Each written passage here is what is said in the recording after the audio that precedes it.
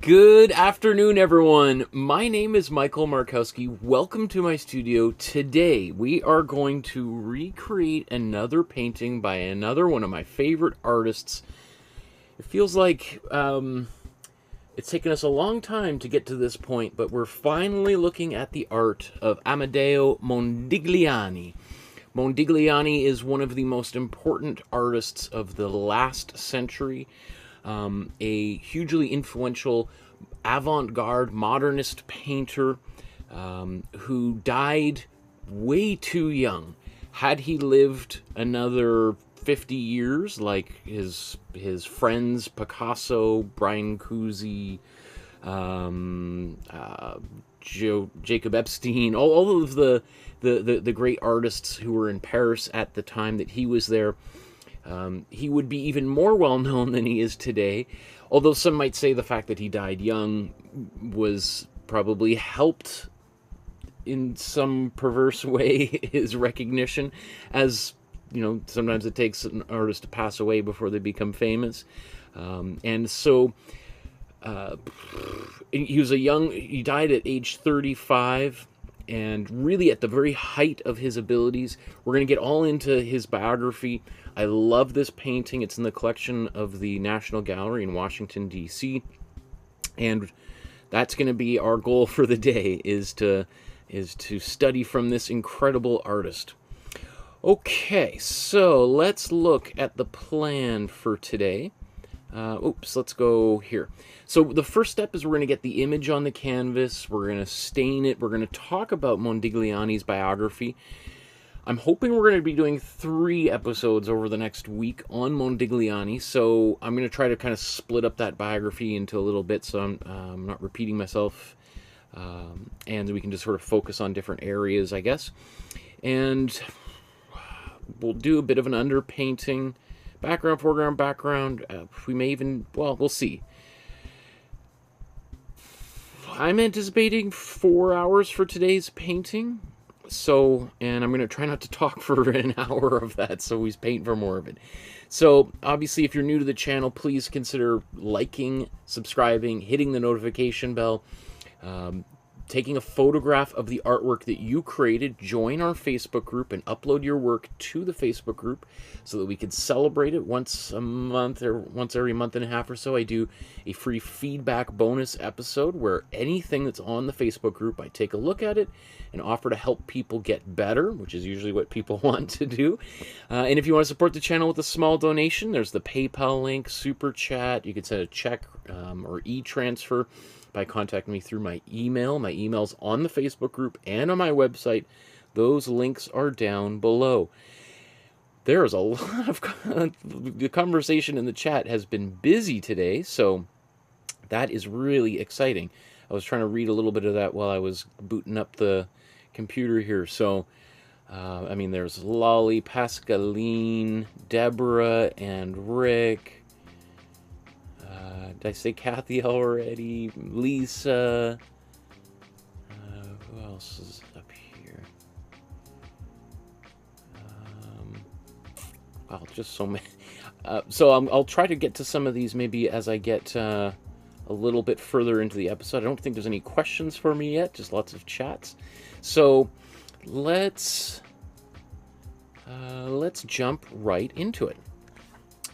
Okay, so what we want to do is we want to get an image on the canvas. We want to draw something there so that we have something to paint. Now, I've already done a template here, which you can download for free and use. Let's look at the original. Here's the original painting. And then here's the tracing that I did on my iPad Pro using the Procreate app. And so this might save you some time. You can either draw based on the template, or you can use the free drawing course that I have here on YouTube to do that. Or you can download this template. Let me show you where to find that. Here's our Facebook group. And so at the very, if you click on the Dropbox folder down in the link below, or in the description below, the link is there, you'll see at the top, here's the resources for our basic first few classes to get started. And then the next, I don't know, 100 folders, or maybe not 100, 50 folders here, are more basic paintings. And then if we keep on scrolling down, these are slightly more complex. Where is Modigliani? Is right here, 128. You'll notice I kind of continued adding more, and I'm now circling back to some of the names that I skipped over. And you'll see that there's a lot of files in here. There's 9 different files for 3 different paintings. So we have there's this painting, which we're going to be doing today, and the outline for it. And then this is the painting we're going to be doing on Tuesday of next week, I think. And then I'm going to try to fit this guy in, or this woman in, later this week. We'll see when that might happen. But these are all like very well-known paintings by this excellent, important master of 20th century art and really art in general. So I'd love to see if I can focus a little bit more on them today. So download the template and then let's trace it. So you can print this out on your inkjet printer, laserjet printer at home, right, on just a regular piece of paper. And then I'm going to put it onto this 9 by 12 sized canvas panel, right? So it comes wrapped in plastic, and I like this brand. You can buy them from the dollar store, but these ones I get from Amazon, and they're basically, they come out to $2 a piece. You order like 24 at a time for 55 bucks or something. And they're, I'm sure, much more are likely to be archival and to last a little bit longer. They're more solid. And so I take it out of the plastic, I sand it down, and then I put some white acrylic gesso over top, let that dry overnight, and then sand it down again the next day. And by doing that, we get a nice, smooth surface. And that just makes painting a lot easier. Not everybody likes to do that, but I sure do. So then let's put this in the middle.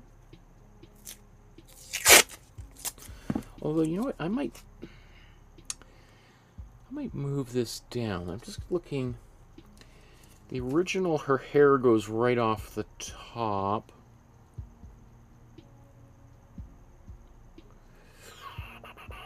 I might move mine down and get the rest of her hair in there. Because, so that's really the entire painting. So I've got like basically an extra inch here. So, since her hand is not in there, I'm going to move that down. So I'm going to kind of fake out the top of her head there. Now I'm going to use some carbon transfer paper.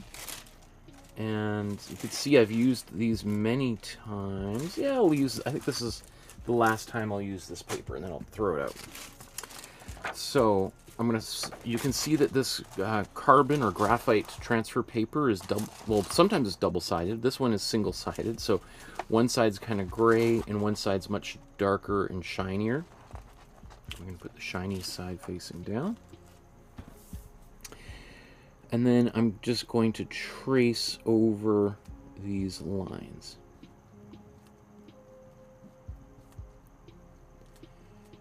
And I'm not going to do all the little lines inside. That's, I don't think it's going there's any need to do all those little lines in her hair, because we're just going to paint over all of that anyway. So sometimes my outlines might have a little more detail on them than are necessary. I sort of get carried away when I'm doing that process.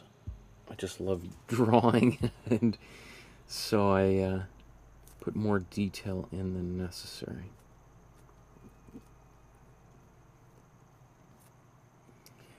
And, you know, as I always say, it's the purpose here is not to make forgeries and exact reproductions of the originals. It's so that we can learn how to paint. We're studying these great artists from the past, and in some cases, the present. Haven't figured out how to study artists from the future yet, but I'm working on it.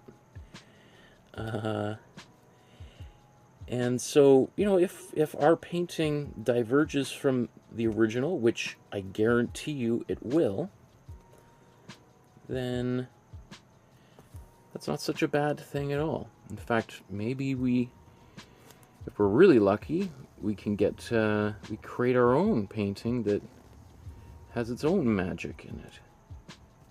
And you might think that's pretty ridiculous, but just think about some great songs you hear on the radio. Sometimes you might be surprised to hear that it's a cover version of an older song. And sometimes it's possible for the cover to exceed the original. I'll do the signature at the very end.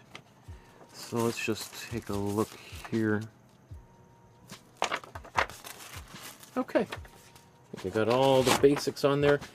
And I'll sketch in her hair maybe right now.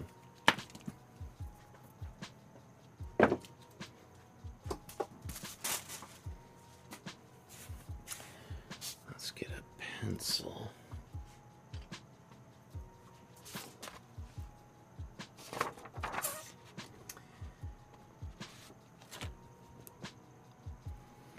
So what do you think? Where would so let's just imagine that that's probably the top of her head, right? If we think of the eyes are halfway in the middle of the face, and this is all stuff from my intro to drawing course here on YouTube. So that means the top of her head is there. So we certainly want the hair to come any lower than the top of her head, or else she'd need a bandage there and her brain would be exposed. So perhaps her hair would be up here like that. Right, because he's painted it basically. How far did we go? Yeah, so basically that part is missing. So what do you think? Is that too high? Well, we'll come back to it. We're going to paint probably over those lines anyway, so as long as that's in place, that's good enough. Okay. Obviously, you don't have to do it like I'm doing, but just maybe showing how I would do it. I mean, well, I am not how I might do it, but how I am going to do it. Okay, so our next step is to stain this picture with a little bit of color, and we're using this technique called the Imprimatura, a lovely Italian word that is a couple thousand years old. It was really popularized by the Renaissance artists who Modigliani, by the way, was very much inspired by. So we'll take a look and see if Modigliani actually used this method. It certainly wouldn't surprise me if he had. He did take some more traditional painting classes, but essentially the Imprimatura is the priming layer, the first coat of paint. So lots of different ways to go about doing this. As you may know from the past, what I like to do is use a warm yellow and some water for this step. Now traditionally artists would use a kind of a rusty reddish brown color. So, and that works really well. This is just a different approach. So I'm going to stir this up. Oh, let me actually, before I even start painting it, I forgot to, let's just sort of look at the palette that I'm about to use. So I'm going to be painting with what's called a split primary palette. That means we're splitting the three so-called primary colors each in half. So instead of 3 colors, we got 6 colors. plus white and black if you need it, though we can make our own black, which is the magic of this. I've done 296 paintings, well, episodes, and some of those episodes got 3 or 4 paintings in them. And each and every one was done using this same set of colors, and it works. That's why I love this method, because you can use these 6 colors to paint virtually anything and mix virtually anything. We'll talk about warm and cool colors as we go, and I've done that in the introductory episodes. And the brand that I'm using is this Amsterdam paint. I'm not sponsored, paid by anybody. No one gave me any free supplies or anything. So this, I suggest this paint based on a lot of trial and error. It's what I use and I teach in person. And this yellow that I've just put on here is called the Azo Yellow Deep, or as they call it.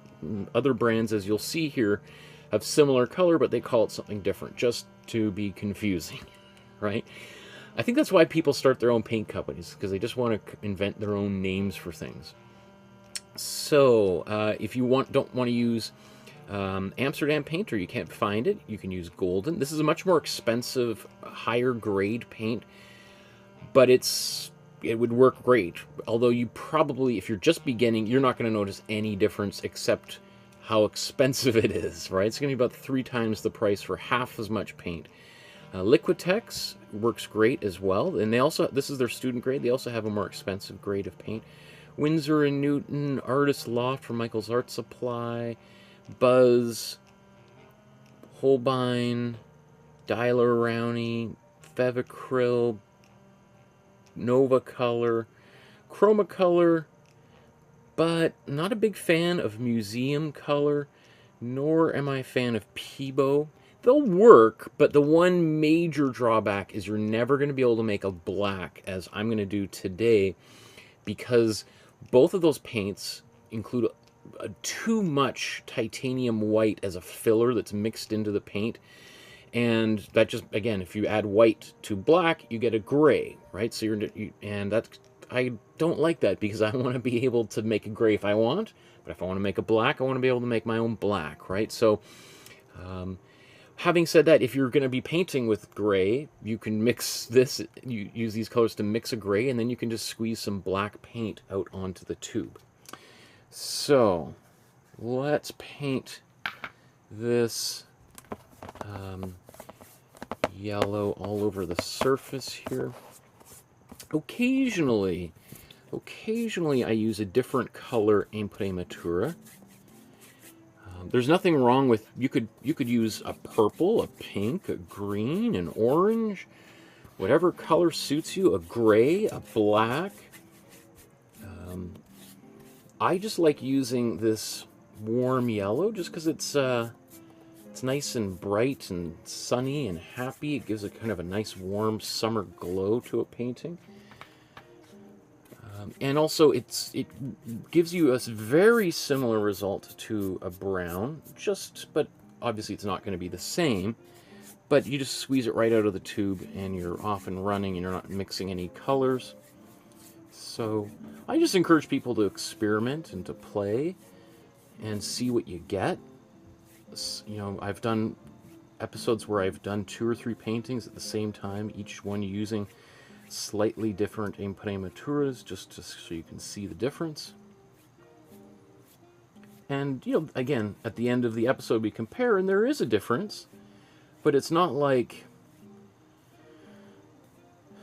it's a deal breaker.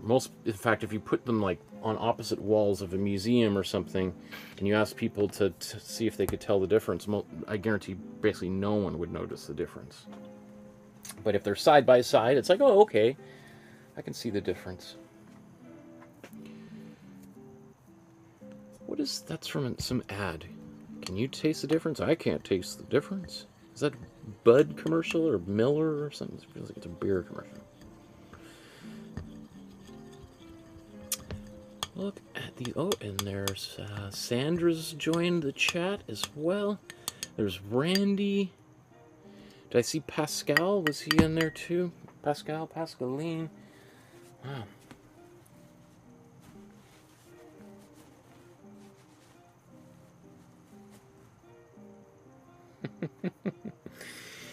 Okay. Randy's got to go to the store. The boss has spoken. Okay. Let's, just before I move on here, I just want to do a double check on the painting and just see. Okay, so, you know, I look at this and I see, well, definitely did not use the yellow as I'm using it here. So it looks more like he's actually probably painting on a white canvas.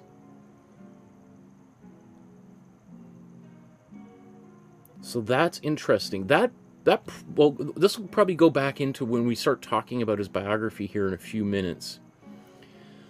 But okay, so since that is the case, maybe before I do move on, maybe I will mix a different color and apply it over top of this. So let's let me move this out of the way. Let's get some paint on the palette. Again, these are, I mentioned before, I went through all of my paints. The paint, I had like about 10 so-called empty tubes of paint that I wasn't able to squeeze any extra paint out of. And I sort of just, every time they were kind of empty, I would just throw them in a box. And then a couple weeks ago, I went through all of those tubes, cut them open, and used a little spatula here to scrape out the insides. And you can see how much paint I do, in fact, ultimately have. I was able to get out of all these tubes. Like that yellow, I should be able to get a whole nother year out of that. Right? So that's one of those, just be careful when you're throwing out those tubes of paint that, you know, you might be able to open them up and get a lot of extra paint out of them that so much that might surprise you. You know, it's maybe not quite as convenient as squeezing paint out of a tube when you're using a palette knife to get paint out, but sometimes, you know, there's a reason why people like palette knives, is sometimes people prefer doing this. They feel like they might be able to get a little bit more control. People also like to use a palette knife to mix paint on the palette.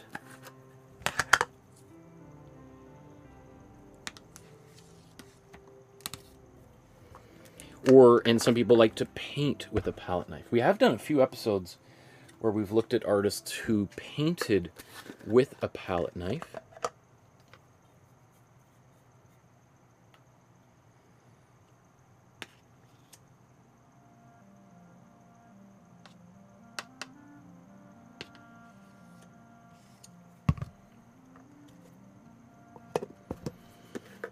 Lolly says, I feel like I'm the only person in the universe who hasn't seen Barbie.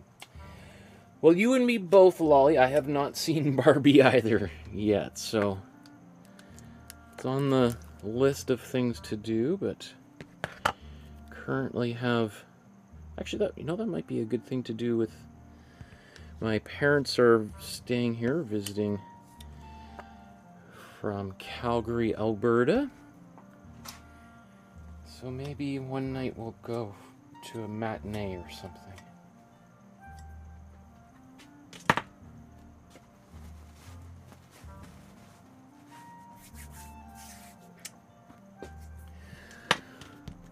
Okay, so I'm just gonna clean my palette up a bit here. I'm gonna mix that color. In fact, maybe before I mix it, I'm going to blow dry that, just so that I'm not drying my paint on the palette. Sorry, I've got to mute. That's what it sounds like when I don't mute.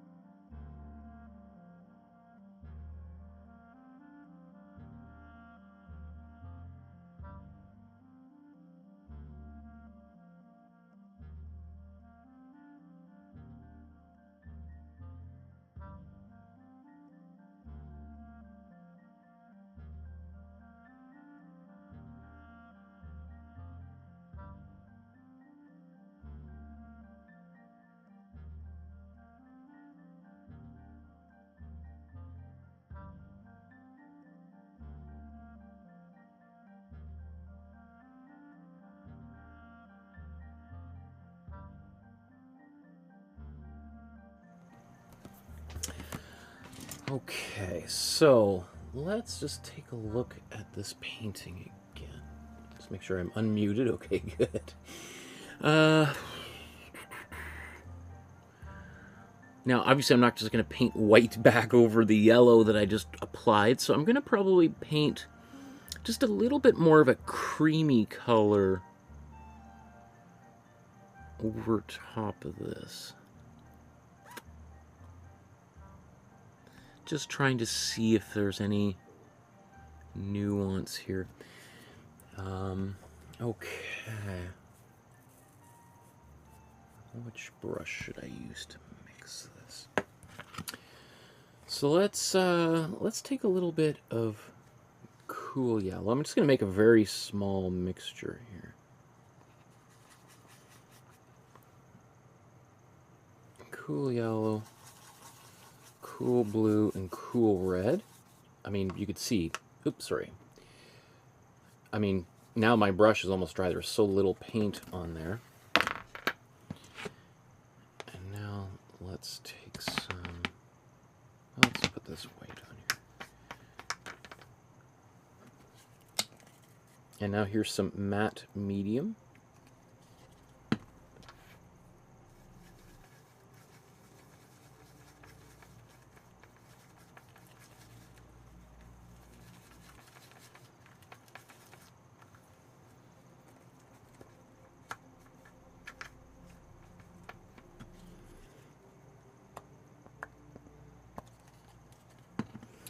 So I'm putting a significant amount of matte medium, almost like 2 to 1 at least to that white, because that white is very powerful. And my concern is that it might block out the pencil lines.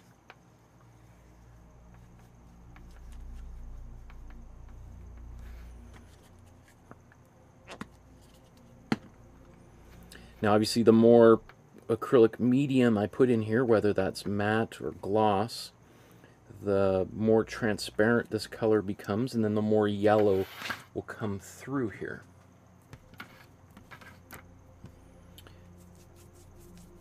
Ooh, that's nice. Now, very little of this is going to be visible at any point, as little bits of it are going to sneak out in between brush strokes. This is just kind of, I always just think this just adds so much to a painting. It makes it just look a little bit fancier, more complex.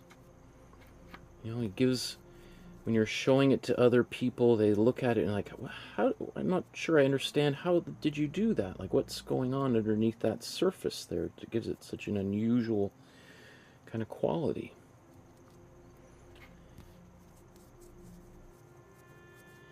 And again, you know, we could have, oops, I could have combined this all into the first, into an Imprimatura. We could have done this all at once. And some artists will do that. I always just like painting these in separate layers. You know, if I was doing this in person, let's say at like a high school or something, where time is of the essence, because I have taught like workshops in high schools and elementary schools over the decades. And yeah, in that case, I would probably just condense. I might even just skip over staining the canvas in general and just start with the outline. But oops, a little bit of yellow snuck out of the edge.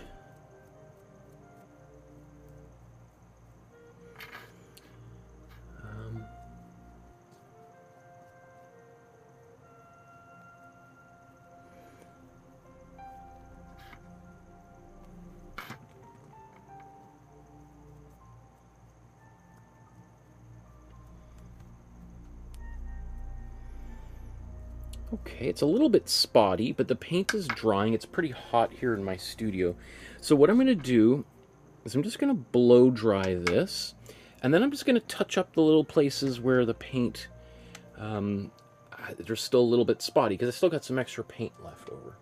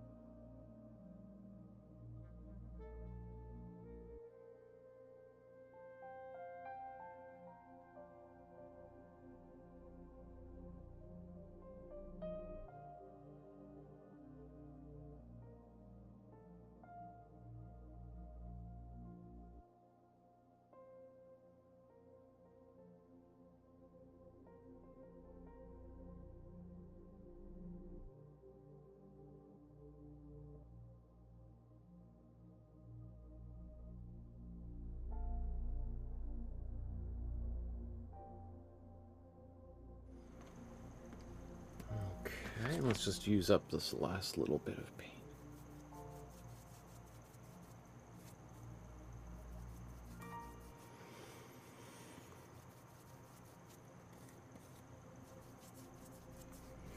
You know, this is the kind of thing that, kind of approach that a future generation would say, that's ridiculous, what an idiot. I'm certainly not going to do what he's doing. So, you know, maybe part of what each generation that we're here is just to annoy the next generation and you know, set them up, give them a good place, something to rebel against, maybe. I don't know. Let's see.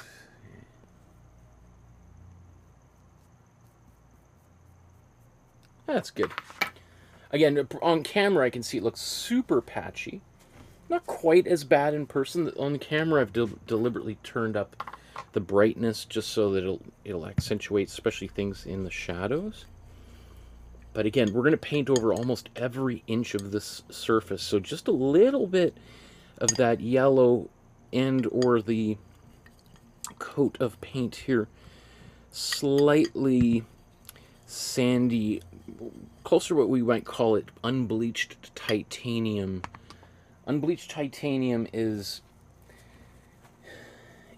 to titanium paint what whole wheat bread is to white bread.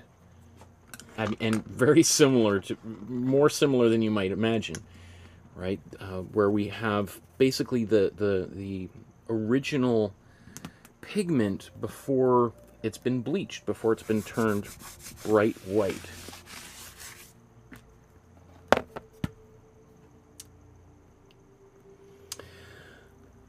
Okay, let's let that cool down. Oops.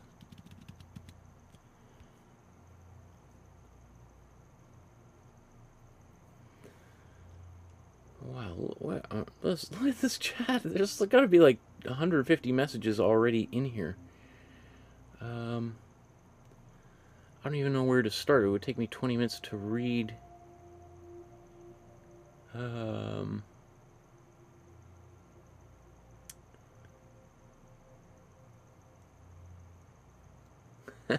Pascaline. You want to invite me to your 50th birthday party along with Keanu Reeves? That would be great.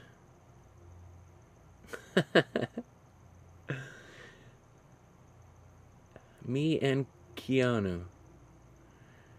That's funny.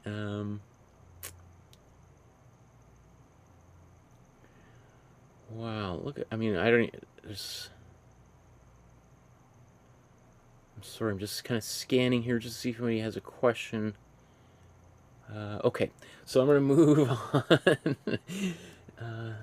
So, what I want to do now is talk just a little bit about the biography of Amedeo Modigliani, so that we have a bit of an idea of who the master was who created this incredible masterpiece. And I always think the more we understand about an artist and their work, the more fun it is to spend a little bit of time with them, right? And sometimes it gives us insights into why the painting was made, how it was made, and why it's still so important and influential today. So let's take a look here. Let's just go right to the Wikipedia page. So Amedeo Clemente Modigliani is born in 1884 and dies at age 35 in 1920. So a brief life that was very eventful, and he accomplished a lot in just a short period of time. Modigliani is now considered to be one of the well, his work is amongst the most expensive artworks ever auctioned. I think he's got 3 paintings in the top 10 most expensive paintings of all time. And yet, you know, he's probably not as a household name for many people. You know, people might have heard of Picasso or maybe Leonardo da Vinci, maybe Andy Warhol. but maybe fewer people who aren't as familiar with the history of art know who Modigliani is. But Modigliani was very popular amongst his friends. He was really well known in the circle in Paris, where he really hit his stride and where he died. So I think a big part of why he's so well known today is that his peers, his friends, cited him as an important influence on them. And so, you know, when people are buying Picasso's work and they're like, Picasso, who do you, when you think of like artists that you like, who do you like? And he's like, my friend Modigliani. So that people are like, oh, really? This is the guy that Picasso likes. Let's take a closer look, right? And so on, and you kind of get the picture. So let's kind of go down to, we'll talk maybe in this episode about his earlier-ish part of his life. So Modigliani is born in Livorno, Italy. In fact, let's, to be honest, I'm not exactly sure where Livorno is, so let's just take a quick little look.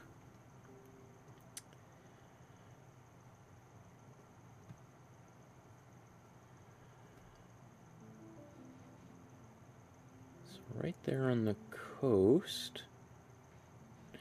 Oh, next to, near Florence. Okay, interesting. Okay, that explains a lot, too. So you could see here's, there's Rome, Naples, Florence in the north, Bologna, Milan, Turin. So kind of up on the northern part, kind of close to what we, you know, the Côte d'Azur, the French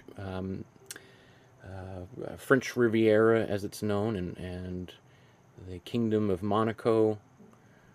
So that's interesting. I almost didn't, right when COVID began, right before COVID began, I was supposed to do a residency very nearby here in Italy. Where was that? Is that what this star is? I think it was up here. Beautiful countryside. This whole, I mean, Italy is a gorgeous place, but wow, he must have, you know, right there on the water. It's okay. So that's interesting to think about. So Modigliani is born into a fairly wealthy Jewish family, and his father was an entrepreneur. His mother was from a long history of intellectuals, people who had who were kind of renowned within the Jewish faith for having done these translations of the Talmudic texts. And so the marriage of those two families, between his mother and his father, kind of created this, like a power couple within the community. And so and his mother's side of the family, I believe, was into money lending, which is essentially like banking. And so a lot of money, like a high not upper middle class, but upper class family. However, one of the things that happened is, right as Modigliani was born, the family went bankrupt. And there's this incredible story, probably here in Wikipedia.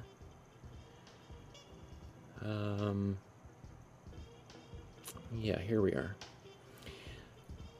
So, this crazy thing. So when basically, literally the day that that Modigliani's mother is giving birth to the young Amedeo, the family is going bankrupt, and people are coming to the house to repossess all of their anything they own, basically. And there's a tradition, I guess, in Italy where anything that is on the bed of a woman who's giving birth it's illegal to take or possess or repossess any of those items.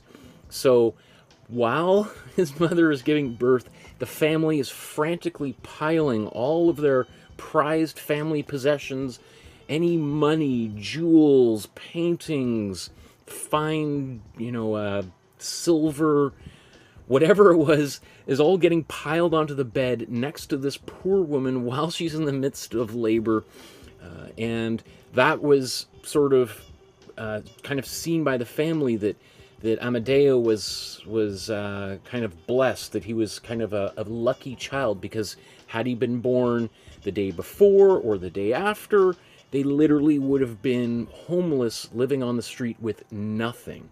So the family, especially the mother, always saw Amedeo as, he was the youngest of 4 children, as the lucky kid, the kid that saved the family.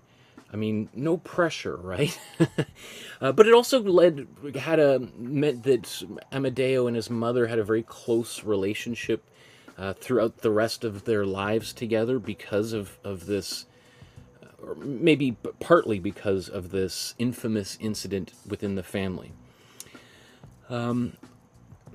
Having said that, despite being sort of the child of fortune, he had a long history of medical issues. So when he's quite young, when he's like 10 years old, 11 years old, he has an attack of pleurisy, which is like a breathing condition, like when you're breathing, or these like sharp pains in your lungs. And then a few years later, he develops typhoid fever, and when he's 16 years old, he contracts tuberculosis. Really, is what would eventually claim his life 20 years later. So, within 5 years, the poor child has suffered 3 different major health scares, and he even gets pleurisy again. And so each time he sort of recovers, his mother is like, oh my goodness, this poor child, like, I have to, like, pamper him, baby him, protect him, treat him. We have no idea how much longer we were going to have him. He saved the family, so we have to do everything we can to save him.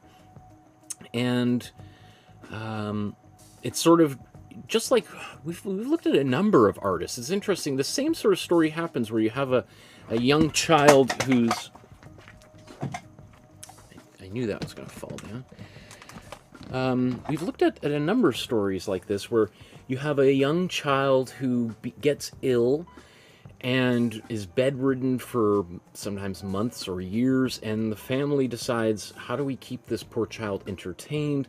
There's only so many books you can read, so we give him some drawing supplies, painting supplies, and sure enough, that child really takes to it, and lo and behold, becomes a very famous artist because they have a lot of time to paint. And so one of the things, so Amedeo Modigliani spends time in his bed. He's reading about a lot of Renaissance painters. I mean, again, growing up not too far from Florence, which was really arguably like the capital of Renaissance Italy, and where a lot of the Leonardo and Michelangelo, Raphael all spent time living with the Medici family out there, who were the early popes, or not early, but who were popes at one point. And so he would have been kind of familiar with their work. He would have seen that in some of the books that his mother gave him, and when he was looking at those books and thinking of who to draw, those are some of the artists that he was trying to emulate.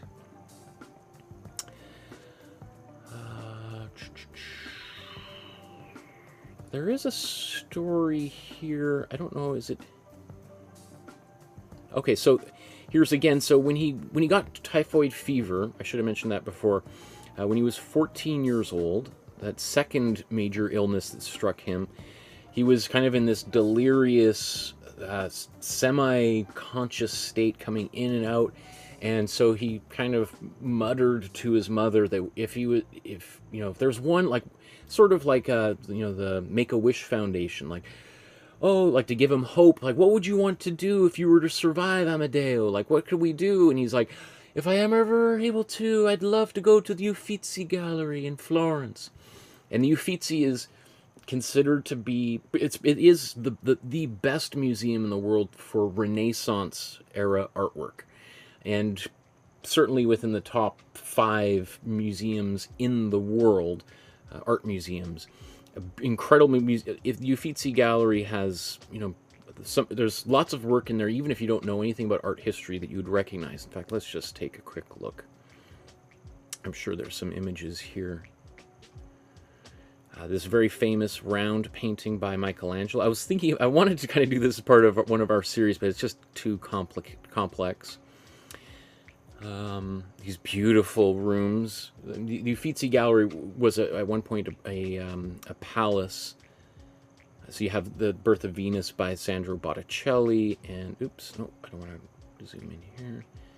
There's also La Primavera by Botticelli. I don't know if it's in here. There's a bunch of Caravaggio paintings. This very famous Caravaggio painting of Medusa. It's also a self-portrait of the artist with his head cut off here. We did a painting by Artemisia Gentileschi. She was one of the most famous female artists of the Renaissance. So, you know, it's just this storehouse of, like, really, really important work. And so that was his, like, dying wish that he could go there. So, of course, when he did recover, his mother took him to Florence, to the Uffizi Gallery, and it was everything that he hoped it would be. And not only that, she also enrolled him in an art class, studying from really one of the great artists of his time, of the late 1800s. And I'm not sure how you pronounce his name. Guglielmo Micheli. Guglielmo? Is that how you say it? I feel like I gotta look this up. Let's look up how to...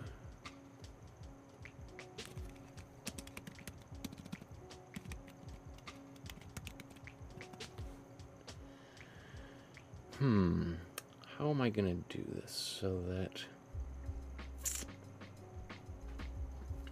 Oh, I have an idea. Okay, let me mute my...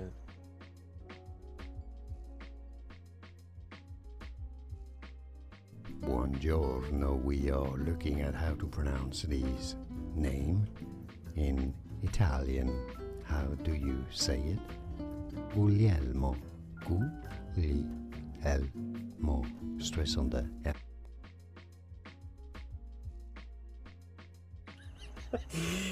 Guglielmo. That's pretty close, right?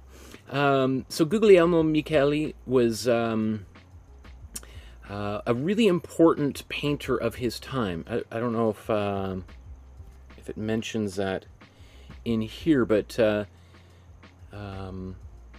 he was a part of this art movement.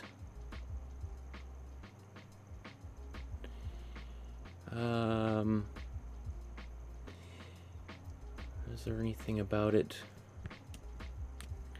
Okay, so he's part of this art movement. Let's close this. That was basically the Italian version of Impressionism.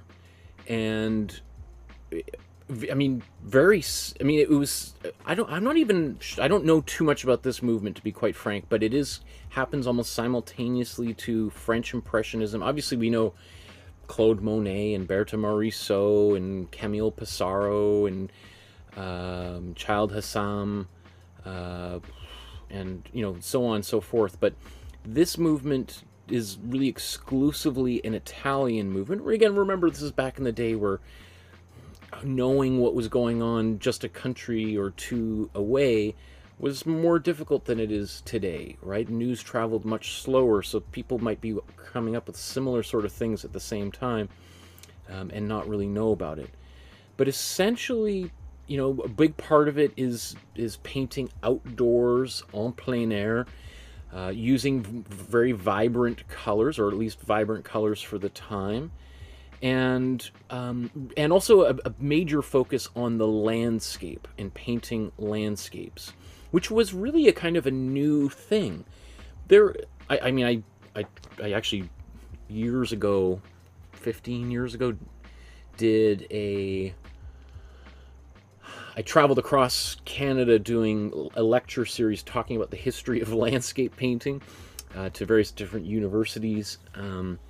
So there is a history of, like, landscape painting as a genre goes back, thousands and thousands of years, but there wasn't a lot of people really doing it seriously, and not always really just painting landscapes. Often landscapes would be included in paintings, but there would be things going on in front of it, like famous battles or coronations or a king or queen. An example might be the Mona Lisa. There's a landscape behind the Mona Lisa, but really it's seen as like a portrait. I've heard some people call the Mona Lisa the first landscape painting. I think that's a bit of a stretch, but needless to say, the landscape painting, people were painting landscapes for a long time, but often they were based on memory, or they were based on imagination. Artists kind of creating fantastical visions of what a city looked like hundreds, thousands of years prior.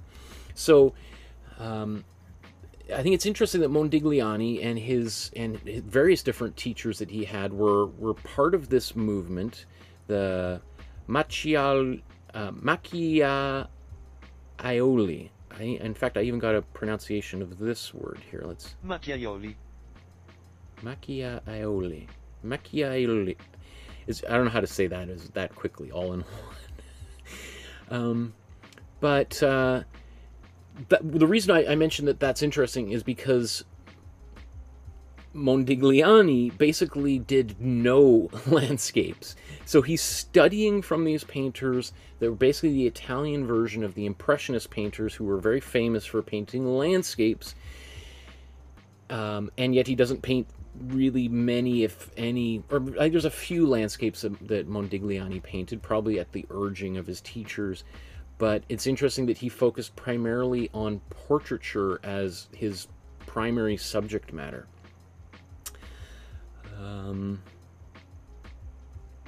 And also, and so part of that is maybe a teenage rebellion. I mean, we see this especially at the turn of the last century, where I don't know what it was in the water that inspired so many artists to just, tell their teachers to take a hike, and they did the exact opposite. I think it was probably a lot of different factors. You have the invention of photography, you have the Industrial Revolution, you have paints that artists can that come pre-mixed and in tubes that artists can put in their backpacks and go for walks. So that just sort of really liberated artists from the studio. They're going out into nature and painting. And how do you react against Impressionism? Well, one of the ways is to go back into the studio and to paint portraits, still lifes, things based on your imagination. And so it's not so surprising that some of the artists that Modigliani really embraces or becomes really good friends with is, for instance, Pablo Picasso. When he eventually moves to Paris in, I think, 1906 here. So he moves from Italy to France, settles in the Montparnasse neighborhood of Paris, which at the time was a pretty rough area of town. And we've talked about this before. At the turn of the last century, Montmartre was essentially like the red light district. It was the kind of transient workers district. There were farms in that neighborhood. Now, obviously, it's been surrounded by the city of Paris, but at the time it was on the kind of the outskirts of the city. It's where the famous Moulin Rouge was. So it was an area where you had a lot of artists were living there. You had a lot of entertainers, musicians, acrobats, people that worked in the circuses would live there. And so it was a very colorful neighborhood, a lot of like working class construction workers, lots of relatively poor young families. And yet it was also an area where you would have, because it was the red light district and where, alcohol consumption and even drugs were more readily available. So you would also have kind of this influx of wealthy people that might come in there on a Friday, Saturday night and kind of go to the red light district, have a little bit of, imbibe in various different substances, and then leave.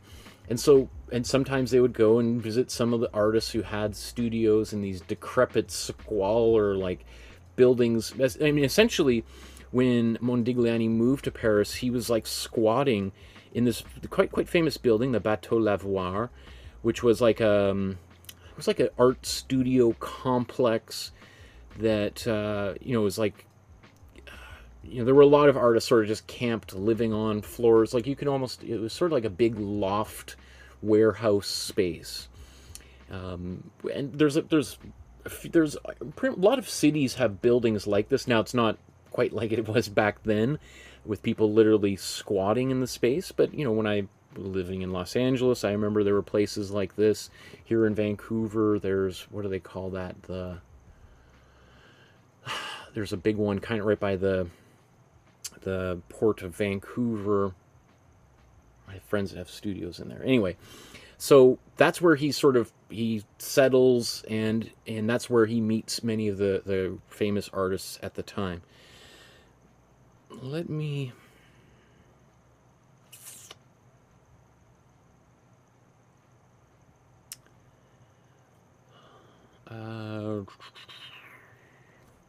okay, I should probably pick it up, and maybe we'll talk a little bit more about some of the incredible events that unfold during his time in Paris.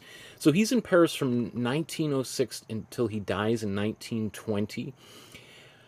And, he had this long history of health problems, and he also was an alcoholic and a drug addict, and really liked the ladies. So he was party and stay up all night, drank himself silly. So he was living a very unhealthy lifestyle. So that really exasperated his pre-existing health conditions, and he was, he would smoke hashish, which was quite relatively new at the time. And so if you have a history of severe lung illnesses that almost killed you when you were in your early teens, smoking cigarettes and smoking hashish and probably opium and whatever other drugs you could smoke out there, probably not the greatest idea. So that it essentially is responsible for, he had tuberculosis when he's 16 years old, and then here he's imbibing all these various different substances, living in the poorest area of Paris, where I'm sure, there's factories and there's smog and smoke, and people are, burning coal and wood in their fireplaces at night. It's just lots of stuff in the air that one probably shouldn't be inhaling, and he's painting with oil paint, using, back in the days, turpentines and various different kinds of chemicals that are also quite toxic. Just like a perfect storm that took him out at age 35 in 1920. So, So in some ways, it was a total shock that this guy had died as young as he died. And then probably if you had asked around, after you had asked his family, they would have been like, I'm kind of surprised, frankly, he lasted as long as he did. I just want to show you some of the work that he made a little bit of in his earlier, in his youth here. And you can kind of just start to see the artist that he would become kind of bubbling to the surface. So a lot of these paintings here are from when he first moves to Paris. And so you can see here's the influence of Henri Toulouse-Lautrec, who was another famous artist that lived and worked in the Montmartre neighborhood. We're doing a Toulouse-Lautrec, I think, next month. Another artist that I don't know why it's taken 3 years to get around to painting them, but I should also say that there is this period. Now I just want to. Let me see. Yeah, okay, so shortly after he moves to Paris, or about 3 years after, he basically devotes himself almost exclusively to sculpture. From 1909 to 1914. So he comes to town and he's making paintings, but and I'd have to, maybe I'll look this up for next week, but why it is that he almost essentially abandons painting for a number of years and really starts to sculpt. There's a lot of drawings. You'll see that the paintings start to kind of slow down, and the sculpture starts to pick up here. At least I would imagine it does here on. You can see, there are some paintings he made in 1913, 1912, 1911, but there's only like 5 or 6 of them over the span of years. There should be a lot more sculptures here. I'm not sure why they're not documented. But probably one of the things that might have caused him to go into sculpture during that period of time is there was essentially like the Paris Fair occurs, and one of the things that is that gets a lot of attention at that fair is art from Africa, and mostly sculptures that are on display that most artists maybe in Paris and Europe had not seen before. This so-called primitive art, which today is considered like to be horribly racist way of referring to art from Africa. Having said that, though, a lot of the art was from hundreds and hundreds of years ago. But let me see. There's got to be.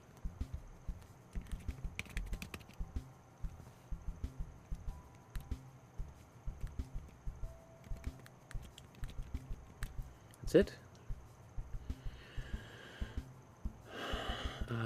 Let me just see if I can find.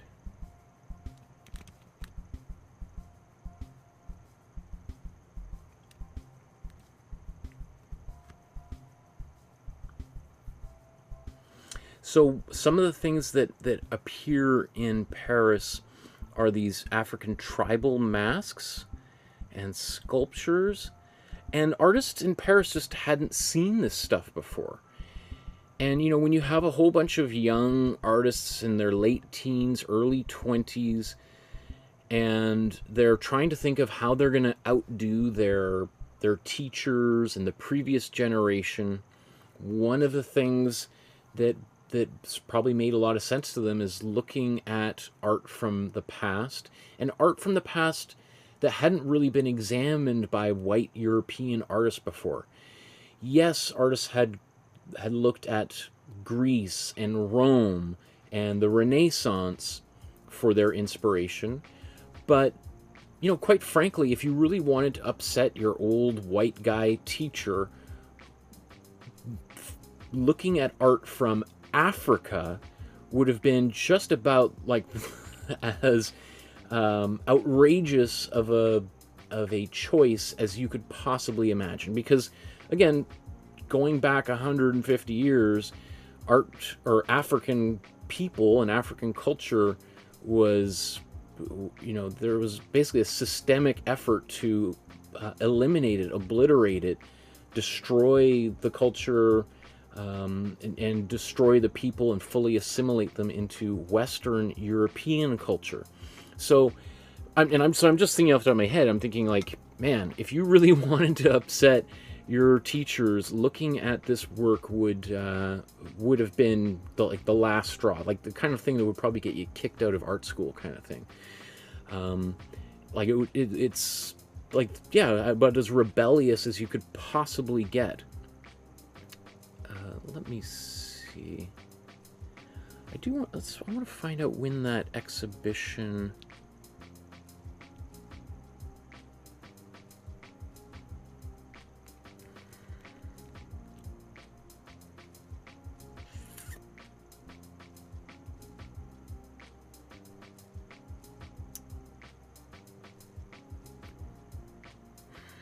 Sorry, I think it's important to get this.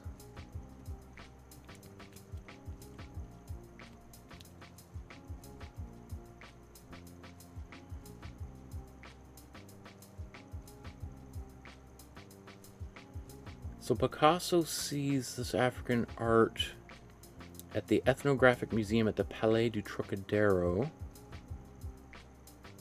But where's the...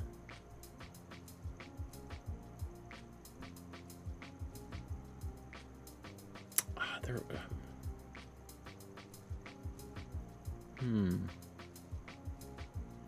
There was the Great Paris Fair. Anyway, maybe I'll come back to that tomorrow when I dig up a little bit more information on it. But suffice to say, Modigliani nor Picasso were the only artists that were totally taken with African art. You know, that term primitive art is really problematic, terribly problematic, because it suggests that one culture was more advanced than the other and literally behind in the evolutionary scale. But I think one of the things that European artists like Modigliani or Picasso appreciated about African art was there was perhaps a sense that it was more raw, that it was closer to that there was a spiritual, ritualistic component, that it was from a time where art had like deep significance, that it's not just stuff that was hung on people's walls and people liked it while they were eating cheese and wine, but was like central, to the life of a tribe or of a people, that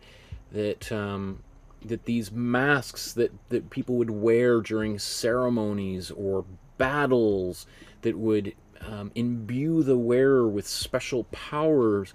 And I think that idea was very seductive for artists, especially when you're growing up or working, and you just sort of feel that nobody really cares about art, that art isn't really useful anymore.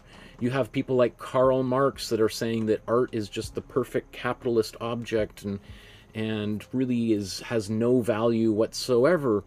And so when artists look at African culture and they see like, this is like art, art and life are intertwined in a way that's just not done in European, North American culture. So I think that was part of like the motivation behind a lot of avant-garde movements, is to show that art can change the world, that it can influence politics, that it can influence people in their everyday lives, and it's not just something for a rarefied, select, wealthy group of people. So,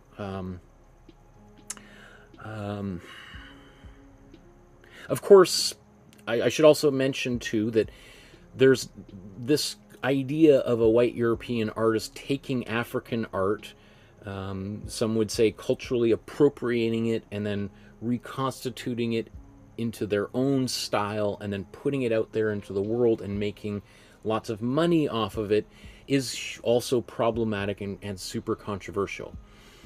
Maybe we can take some solace to the fact that Modigliani died penniless and never really was able to appreciate or see the recognition that his work eventually achieved.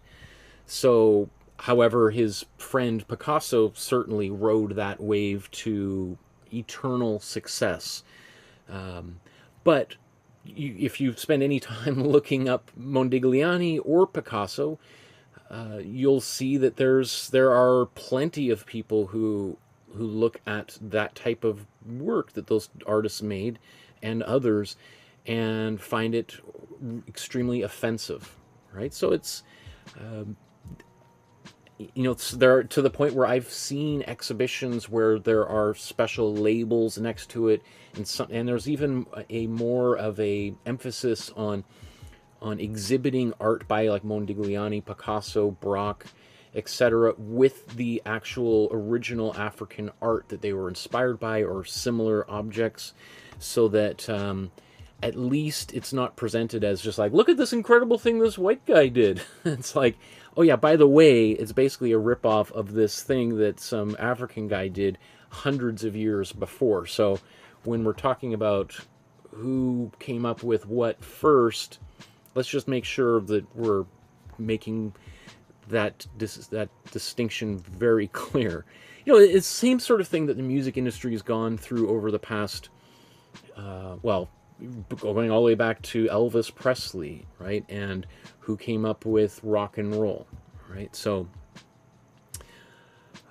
because one might say the work that was created in Paris around 1905 to 1920 had just as much, maybe far more, of a effect on global culture than rock and roll did in the 1950s and 60s, right? And again, both cases, African artists and musicians or people of African descent were the instigators for those movements, who really, till to this day, have not really been given their due, both critical and financial, right? Okay, I wanted just to make sure we all understand that as well. And that also goes into the idea of why the eyes are... so let's just take a quick mention here.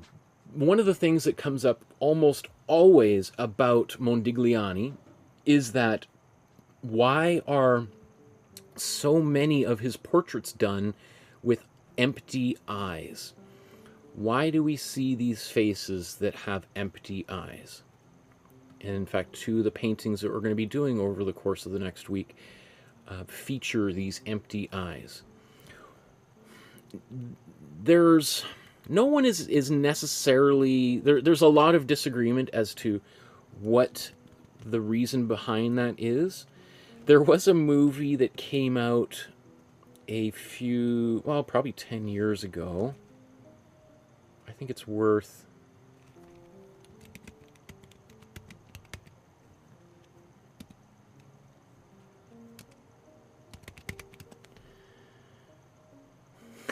Okay, let's just take a look at this. So this movie, Modigliani, starring Andy Garcia, came out in 2006.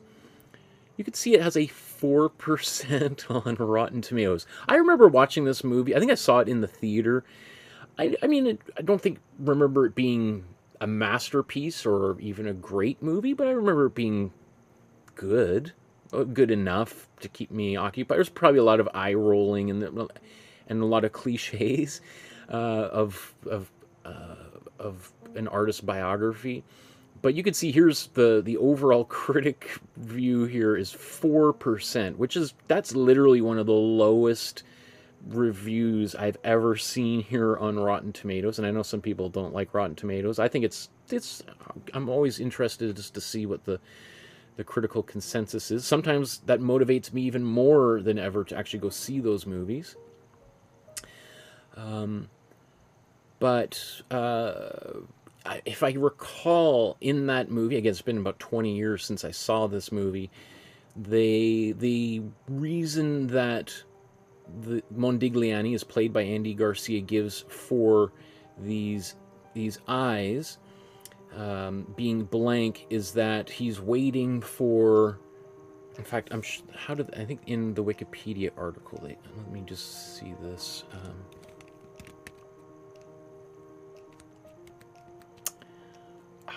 There's, I think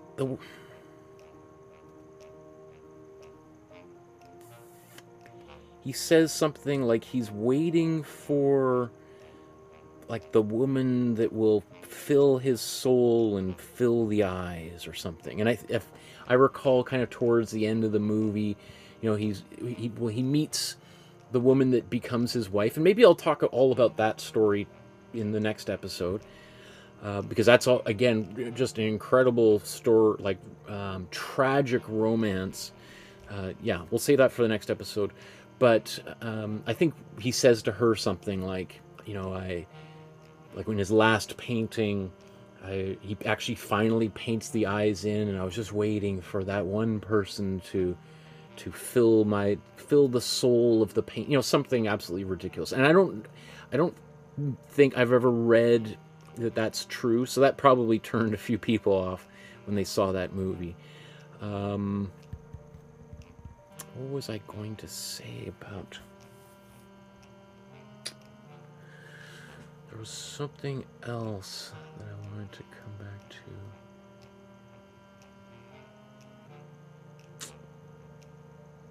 There's so much to talk about with Modigliani. It's just kind of, it's amazing.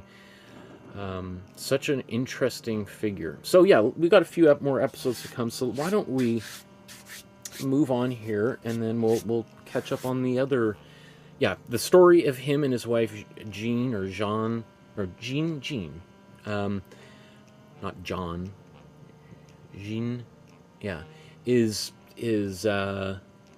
controversial, tragic, also kind of inspiring. Anyway, so let's move on here. I'm going to be talking about this for a long time. Yeah, for a guy who didn't live that long, there's a lot to say. As I said, very, very... oh, and the crazy exhibition that he had in 1917, which this painting was a part of. Scandalous exhibition, probably the most scandalous exhibition in Paris at the time, where he exhibited all of these nude paintings. And yeah, so so subscribe, hit the notification bell so you know when you can hear the ending of those stories, or those stories at all. So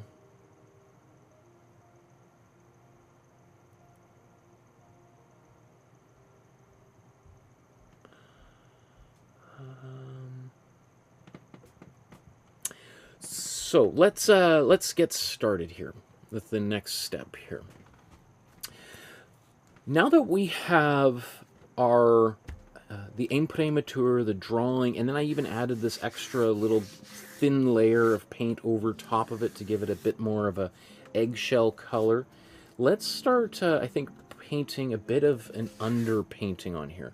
And you know, different artists use that term underpainting differently, just as every paint company names their paints a little bit differently.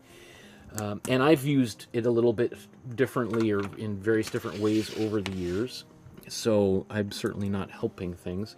But essentially, the way that I use underpainting now is a way of just solidifying any lines that I'm afraid might get covered up or might disappear through subsequent layers of paint. So I'm going to mix a black paint here and paint it in a few different places. So I'm going to take, I've got my cool blue and my cool yellow. I put them right here. And I'm going to take a good scoop of warm red. In fact, let's get a bit more of that here. And we mix these all together. And I'm mixing a big pile of it because I'm going to need lots of black in this painting. Obviously, we could just use black right out of the tube, but I feel like learning how to mix your own black is extremely useful as a skill. It just makes us aware of how paint really changes as we work with it, as we mix it together, modify it with other colors. I'm not super concerned about getting like a perfect black. In fact, I never am. And you know, actually, that's kind of one of the reasons I like mixing my own black, is that we can get more subtle variations of black. And so instead of just getting a black, we might get a more purplish black, or a greenish black, or brownish black.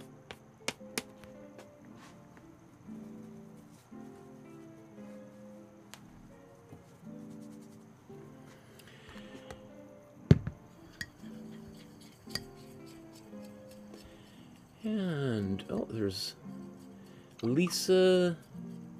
There's two Lisas. He says he was a handsome man. Oh my goodness, yes. Modigliani was a very handsome guy. And the ladies were... He was very popular with the ladies as well. So, and because of that, I'm sure he probably caught a few diseases along the way that certainly didn't help with his overall health either, right? Although, when we look at some of the photos of Modigliani when he's, you know, towards the very end of his life, he looks pretty rough. And you think, like, man, that guy's 35. He looks like he was in his, like, late 50s. Like, you know, he worked hard, partied hard, and eventually that partying took him down. So, oh, you know what I was going to say about Modigliani? Because I was talking about Modigliani, the movie Modigliani, starring Andy Garcia, and one of the major criticisms of that movie is that it's just full of cliches. And it's just like, oh, it's like, haven't we seen this story of like a tortured, starving artist a million times? And which is, I'm sure, very true, for sure. But the thing is Modigliani is essentially responsible for establishing that cliche. He literally is the textbook definition of the starving, tortured artist, right? So how would you make a biography of someone whose life is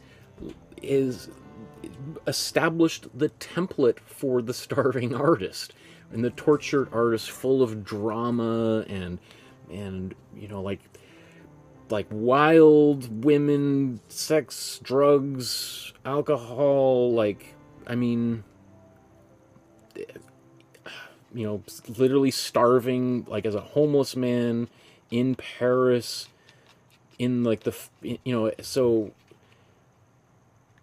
that's when I was kind of putting this episode together and reading, like, the reviews on Rotten Tomatoes, I was like, yeah, sure, it's a cliched story, but every story that, if you've ever watched a movie about an artist who's kind of had all sorts of drama, it's based on this story, you know, or you know, so I don't really know how you would go about making that movie without it seeming ridiculously cliched, because people will be watching like, haven't I heard this story before? My goodness.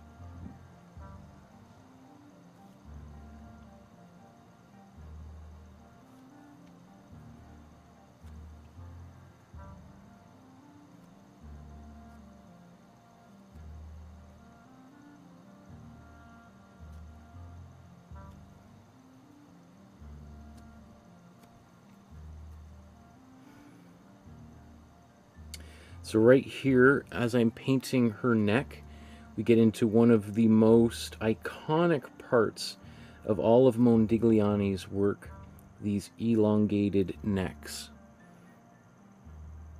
which again are also a major feature of African art. And so much so that you've probably been aware of, famously within some African cultures, this idea of putting, these rings around a woman's neck in order to lengthen the neck. So this thing that has become such an iconic part of Modigliani's work has a very important and strong history within numerous African cultures. So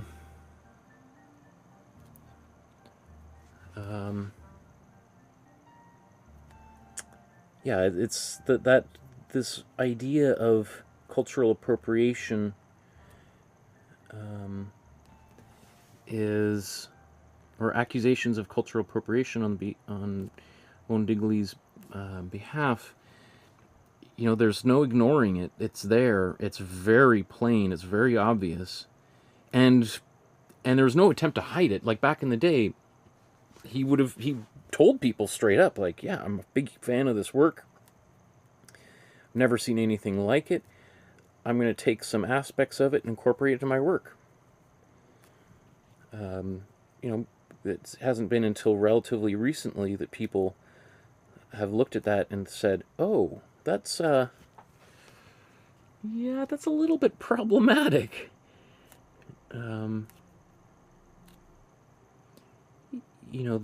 There's nothing wrong with cultural appreciation, and I think Modigliani would be, if he was alive and was able to talk about some of this, I'm sure he would have said, like, I'm not trying to rip them off, I'm not trying to steal anything. I think this is just work by incredible artists who made incredible innovations, and I want to share that with the world. I want to incorporate it into my own work. But where it gets tricky is when people take things from another culture, put their signature on it, and then pass it off as their own, and then reap the rewards from critics and the public, become famous, become wealthy. That's where, and that's where people get really upset, because there were African artists working at this time, those that weren't in the slave trade or working menial jobs just to survive, and yet they weren't really allowed or encouraged to practice their own culture. And yet you have these white guys who are taking their work and becoming international celebrities based on it. I mean, I think all of these things are, as a teacher myself, I teach at Emily Carr University, which was just named as one of the top 50 art schools in the world, and the only Canadian university to make that list, by the way. Just saying, that's kind of interesting. Why am I saying that? I don't know why I'm saying that. I'm gonna blow dry this.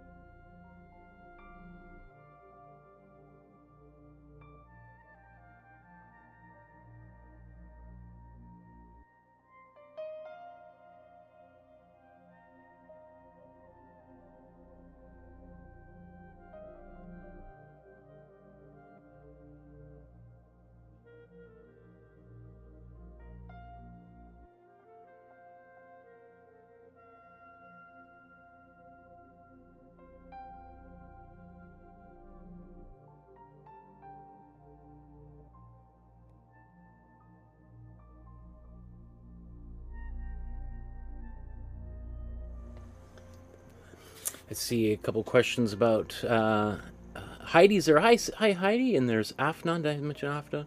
About ads during the program. There are ads during the show for sure. That's really one of the only ways that I have to make some revenue off of these streams. I'm not complaining, but the donations, there's very few of them these days. So without that, there's just no way to keep the lights on around here. So my apologies if there's ads. If the ad errors and you miss something, you can always just sort of jump back. And yeah, maybe you might be 2 minutes behind the actual stream, but you can always catch up on anything you miss there. So my apologies, but unless I start taking sponsorships and things and people, you know, then it's kind of got to pay the bills, right? So let's move on to the next step here. Of course, if you have like YouTube Premium or Plus or whatever, then you don't have to, then there shouldn't be any ads airing during the show for you. Now that we've got our underdrawing, the Imprimatura, an additional layer of kind of a cream unbleached titanium, and our underpainting, let's go to the background and start filling in that. And so let's take a look at how Modigliani painted this background. So this looks like it's a cool teal with a gray in it. And you can see that he's... How is he applying paint on the surface here? It almost looks like he's dabbing paint on here. Yeah, you can really see it up there. That's almost like it was... I bet you part of this, it looks like he might have leaned this painting up against a wall or something. Huh. Look at that. Do I want to paint it like that, this whole painting? I was not expecting to do that. Wow, okay. Well, if that's what the master did, and I've never made a painting like that, I guess that's what we're going to be doing then. Huh. Okay, let's do it. Okay, so but first we got to mix the color. So, and I'm probably going to mix multiple versions of this color so I can get the same sort of effect. Let's use... I don't need that big of a brush. So let's start with our cool blue. Let's make a bigger batch. Let's start with cool blue and cool yellow. Let's get these two on the screen at the same time here. So cool blue and cool yellow. Mix these together and we get a cool green. Really super saturated green. So let's kind of cool or reduce the saturation here by putting in some white. Now that's now kind of like a emeraldy, sagey, well, sage now. Okay, so let's start putting it a little bit of black actually into this, start turning this into a gray.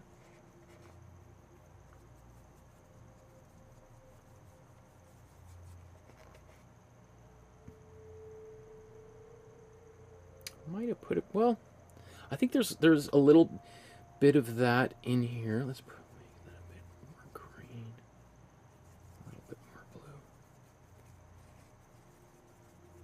We're going to be kind of mixing this color a few times, so that's pretty close. Maybe a little bit more on the green side. Put a bit more blue.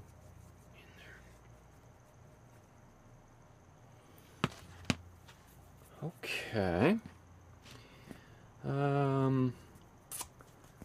should we do this? Let's go to this view here.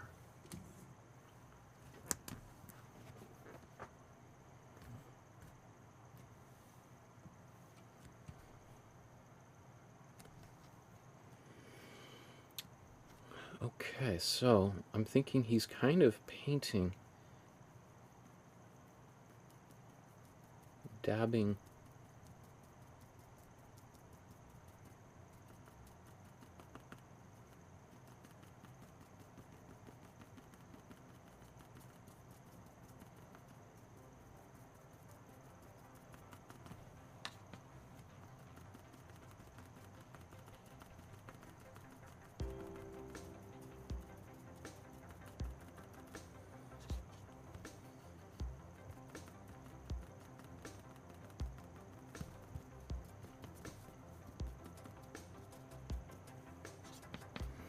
So right now I'm just using up all the paint on my palette. And then I'll mix a slightly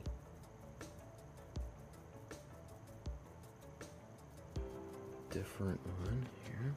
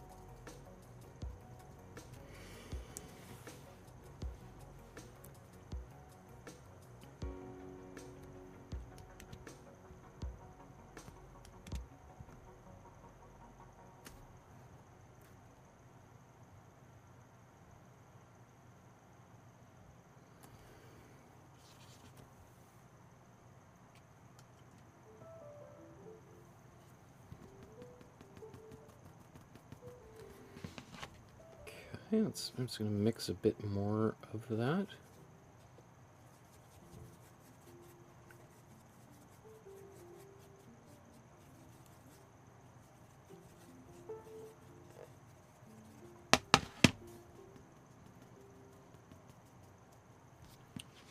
Oops, this might be just a little bit too much.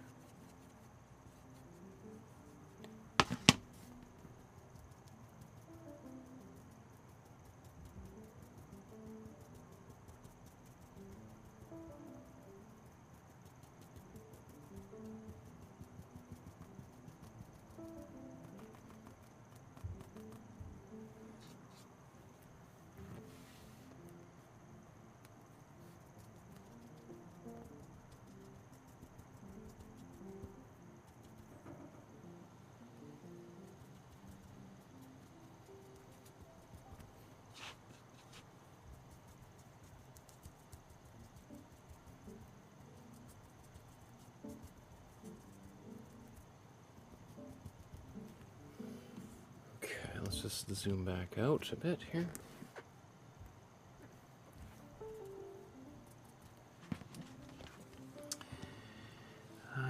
Take a little bit more green.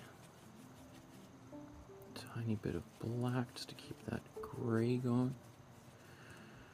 Oh, that went a little bit more gray than I expected. That's okay, because we can put that down here.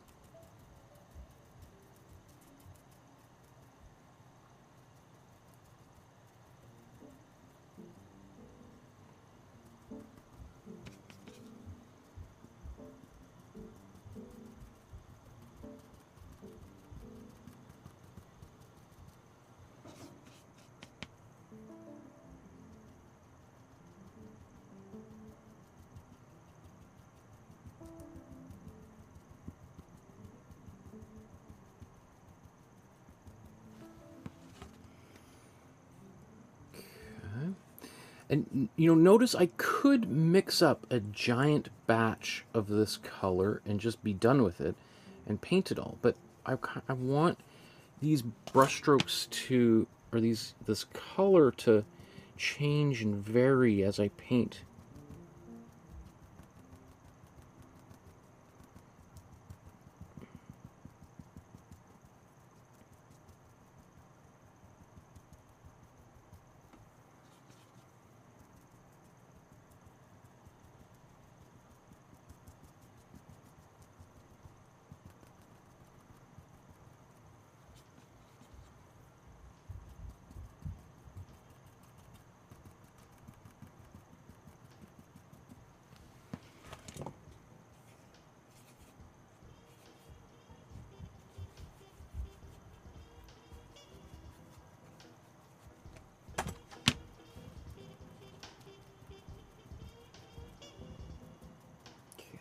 one's got a little more green. That goes definitely down here. So part of what my goal for this particular painting, as I use this style, is being careful not to just paint it all in. I mean, you could, but then you're using a slightly different style than Modigliani himself used, and there's no law preventing you from doing it. But it might be fun to, you know, see if there's anything that you can glean from using this style, and seeing if maybe you end up liking it more than any other style you've used thus far.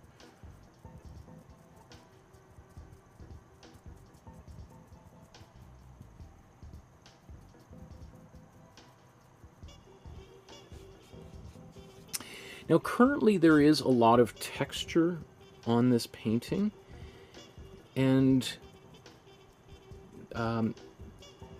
if I really like it, then I might be disappointed, because as this painting dries, these little peaks and things are going to settle, and they're not going to be as visible when the painting is done as they are now, because acrylic paint is a water-based paint, meaning that there's a significant amount of water in the paint, and when that water evaporates, the paint dries. That's different than oil paint. Oil paint loses a little bit of its mass as it dries, but since it's oil paint, the oil doesn't evaporate into the air. It just hardens as it comes into contact with oxygen. Very, very slowly, I should add, right? Which is why oil paint can stay wet for months and months. There's some oil paints which can stay wet for literally years, if not centuries. I mean, just think about if you've, you know, cooked anything and a little bit of oil splashes out of your frying pan onto your, you know, onto your stove countertop, and then you go to Hawaii for the week, and then you come back and that oil is just as wet, you know, sticky as it was the moment you finished making your fried chicken or whatever you're making on there, right?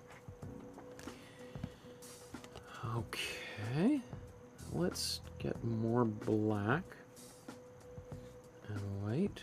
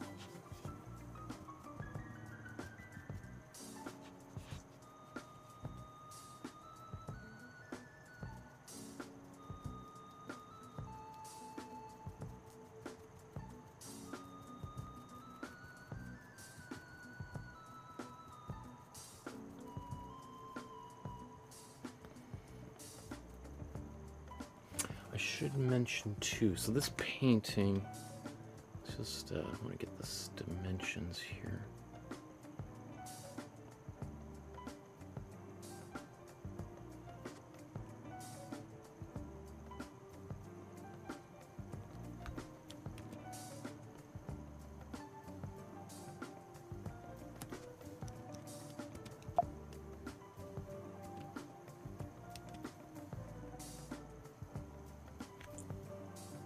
Okay, so I also just added it to the file.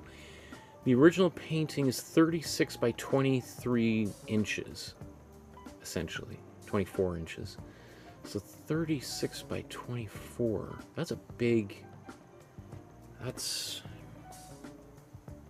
a big painting. It's, so what I'm doing here, you might look at me like, I don't really see it. It doesn't look, the way you're painting it, Michael, looks a little bit kind of bold, and we see a lot of those little blobs. I could use a much smaller brush for this, but of course that would just take me much longer, right? Let's see. How about we go, let's go just a little bit darker than that even.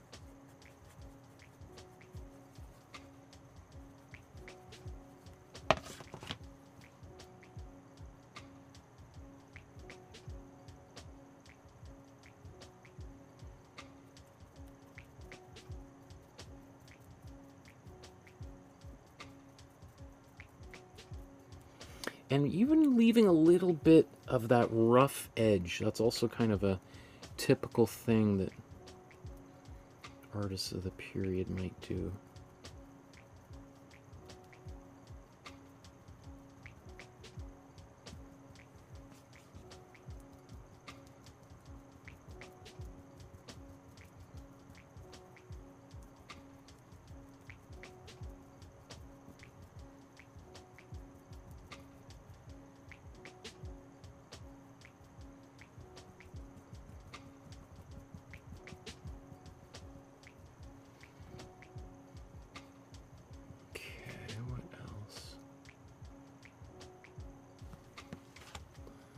Get a little bit more cool blue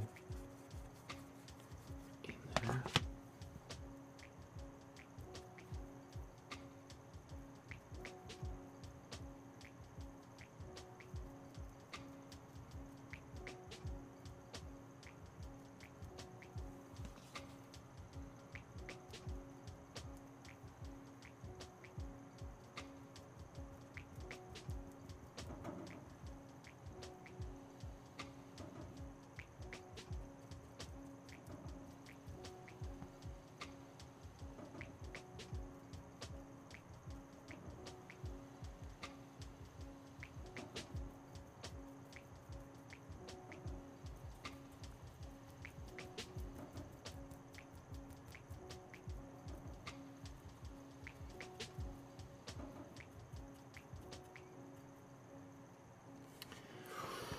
That might have been a tad too far, hey?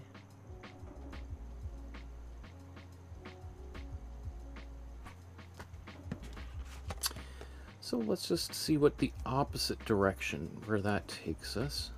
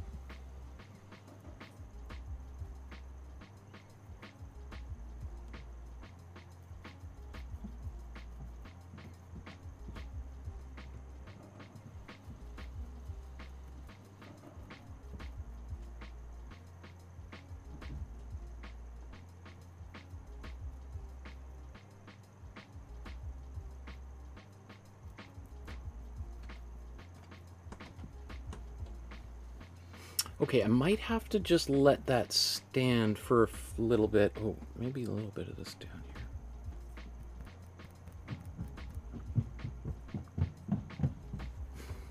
here. Sounds like my daughter just came home.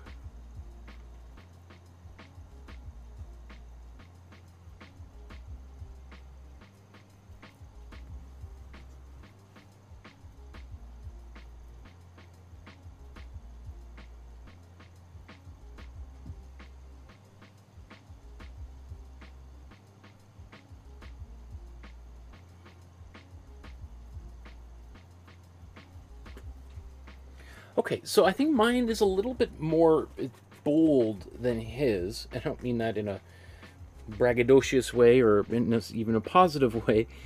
Just that it's there's less, because those brush strokes are bigger. We see each lump of paint more clearly than it otherwise would if it was 4 times larger. But I think I want to get more. I just want to start painting the foreground, the figure herself, before we see.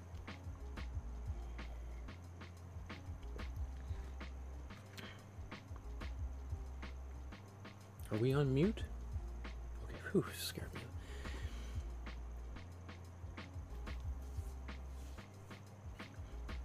Okay, let's go to the...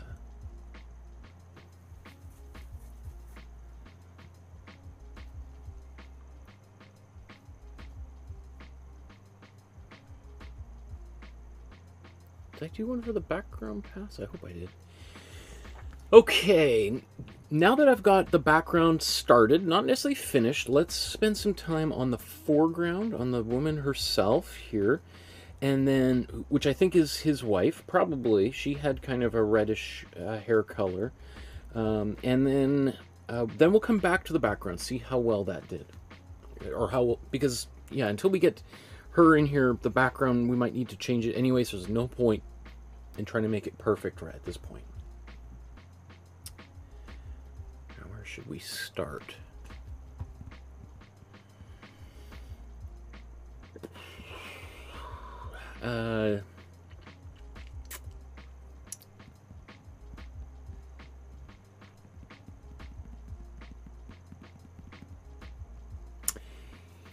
Let's start with her skin, because and then let's still kind of, or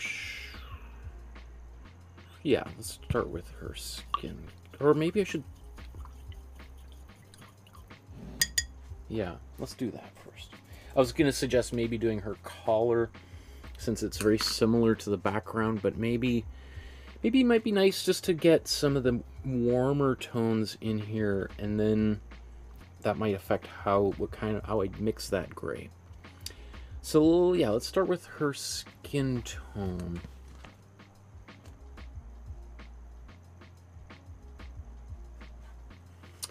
So to do that, what we're going to do is we're going to take some warm yellow and some warm red. Put just a little bit more down here.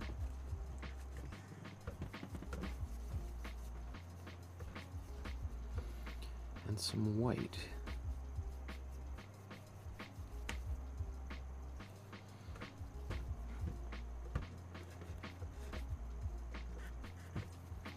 So I just kind of wiped as much paint off, so this one is kind of mostly white.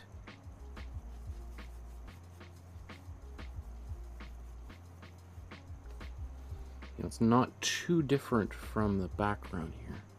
In fact, maybe I'll just put a bit more red in there.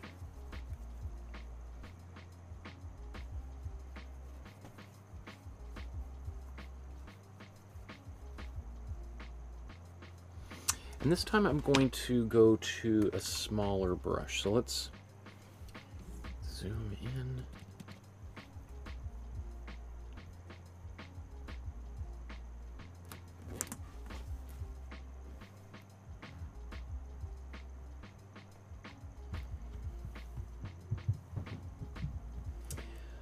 I mean, just as I zoom that in, particularly even on my version here that I'm painting, what I think I really see the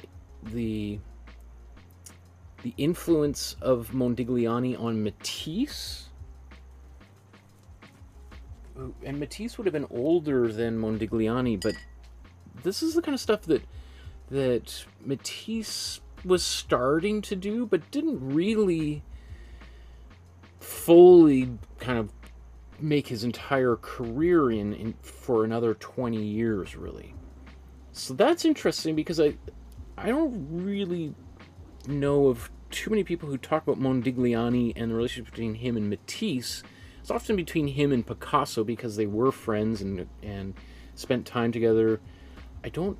Again, that's another... I should be writing all these things down, like... Matisse... What are some other things? Matisse... Okay, as I paint, I'll try to... There's been like 5 things lately. I'm like, oh, well, we'll think about that when I get to next week's episode. Okay. Let's take some of this. Now I have to be careful that this is all wet, right? And so I don't want to just lean my hand on the canvas, otherwise I'm going to start stamping all over. I could blow dry it, but just kind of be mindful of that.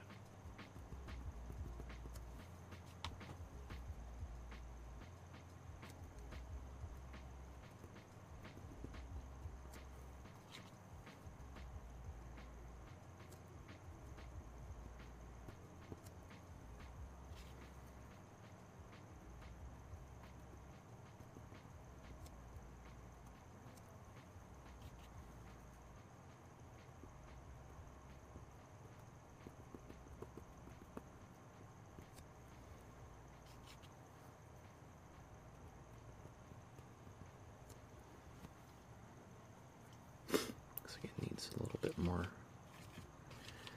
warmth in here, doesn't it?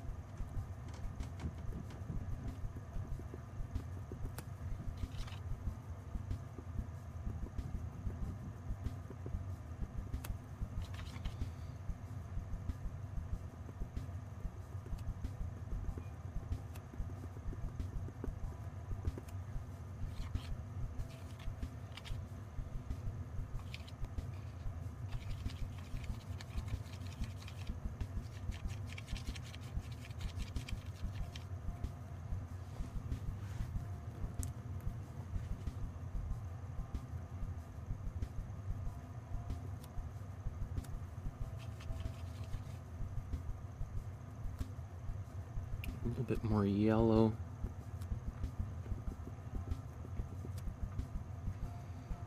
Around on her neck.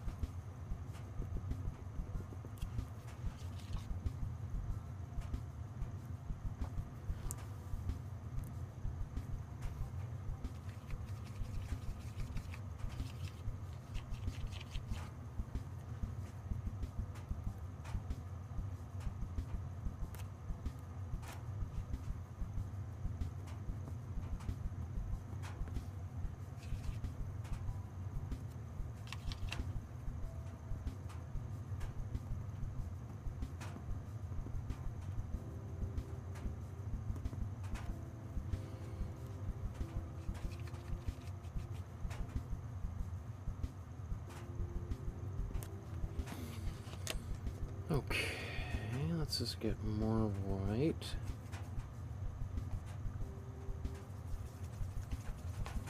A bit more red in here.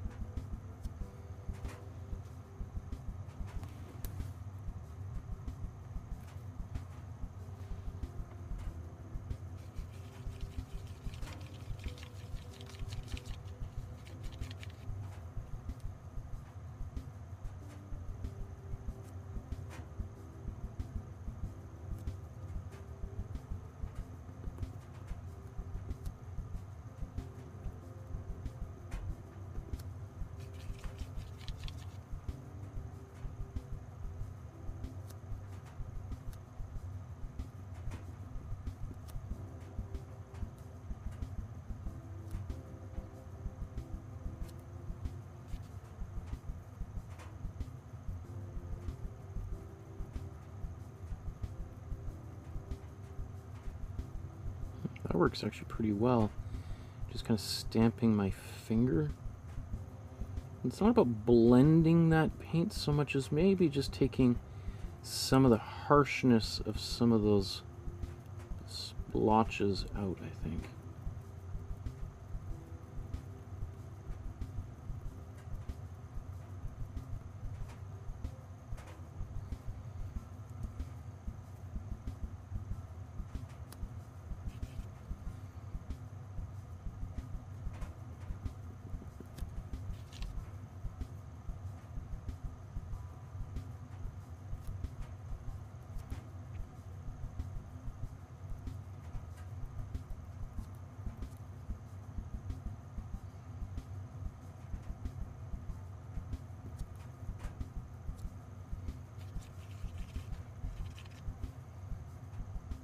So it's definitely way more orange on camera than it is in person here.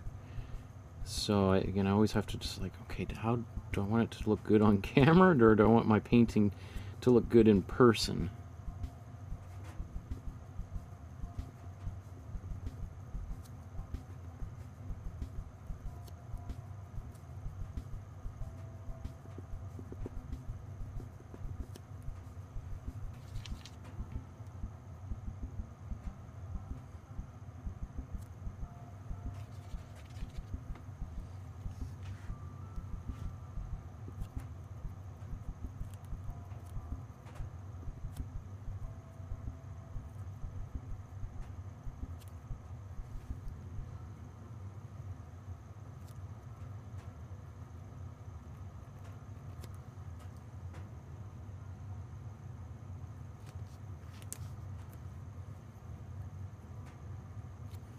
Maybe I'll show that other angle as well so you can see.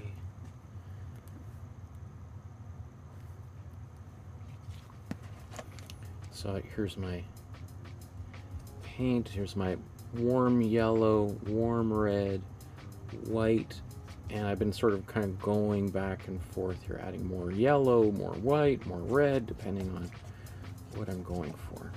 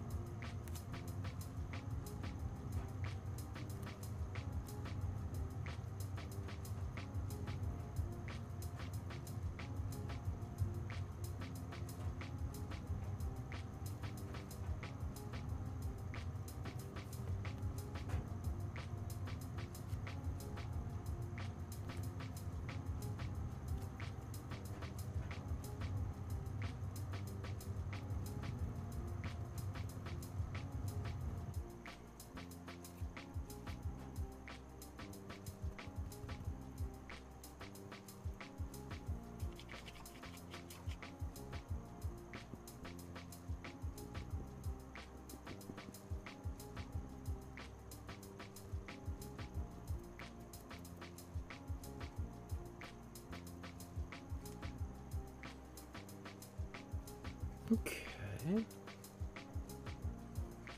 Just want, does that, okay, the other, I want to just double check that the other hand wasn't identified there just before I moved on.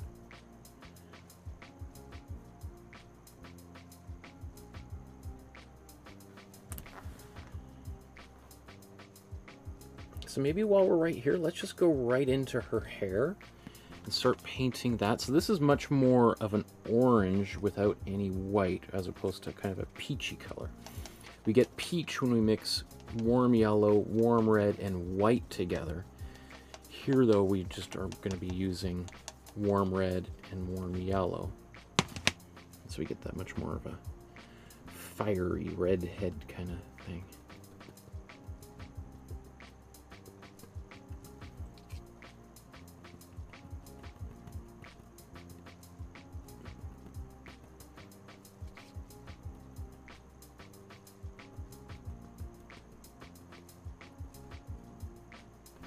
This is this is gonna kill this brush for sure. This is not the way this brush wants to be used, right? I'm just kind of smushing it into that surface.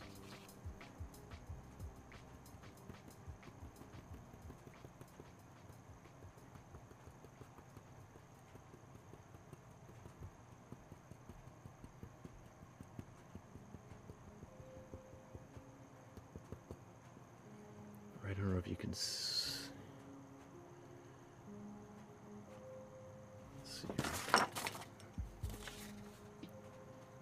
You can see how that brush is just getting pounded down, right?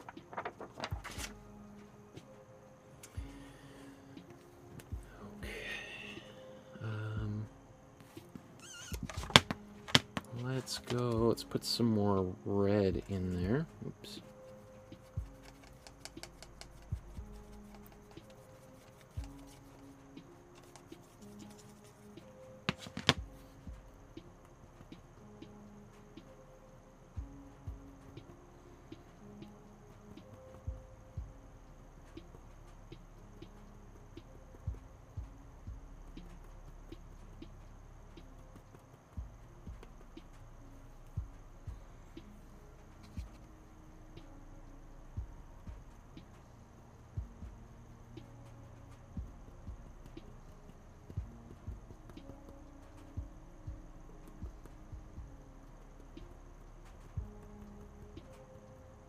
But this brush is also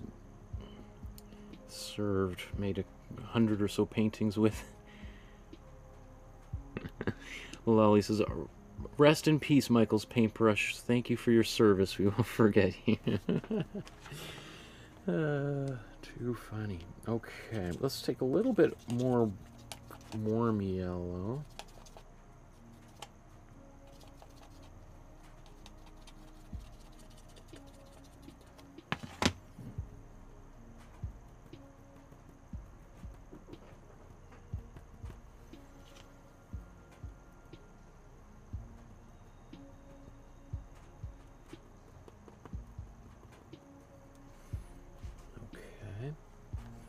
And once again, I'm just going to take my finger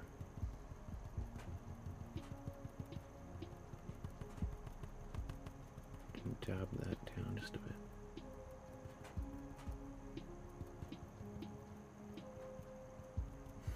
You know, I'm resisting the urge to really blend that in. It would be very easy, much easier than doing this. So it's hard just to be like, okay, I'm just gonna let that bold color stay there. Ooh.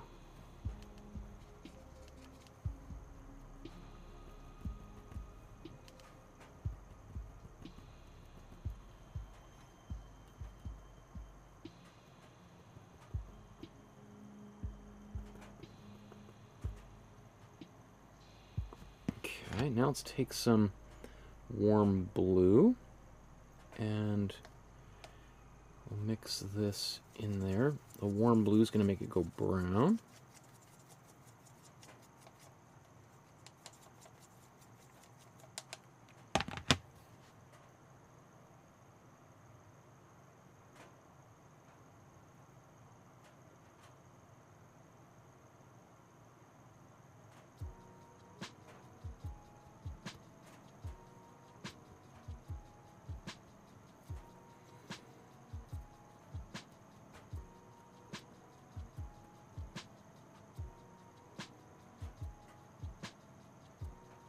And I might do just a little bit of smudging with my finger.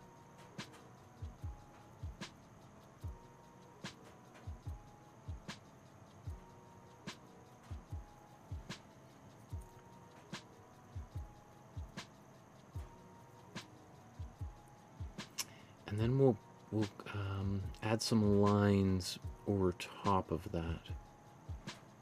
So let's just back that out.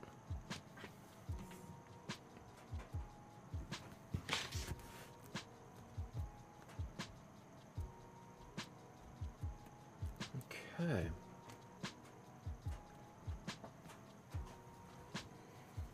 That's coming along pretty good. Pretty happy with this one so far.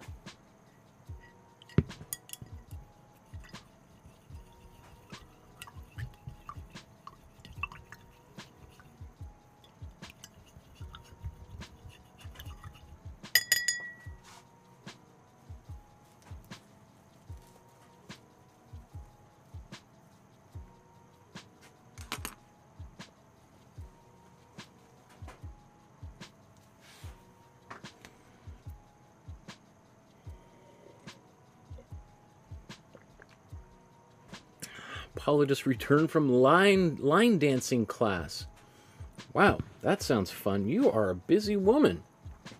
That's great. What should we do next? Should we do... Let's do the black of her dress. And then that will feel really good because then we'll have a lot of this painting kind of... and then we'll just have the collar really... Well, I guess there's the chair. Maybe should I do that? I should have looked at me. You know what? Let's do the chair since I've just got this brown mixed right here. It's very easy just to use it right now. So let's just same sort of thing here.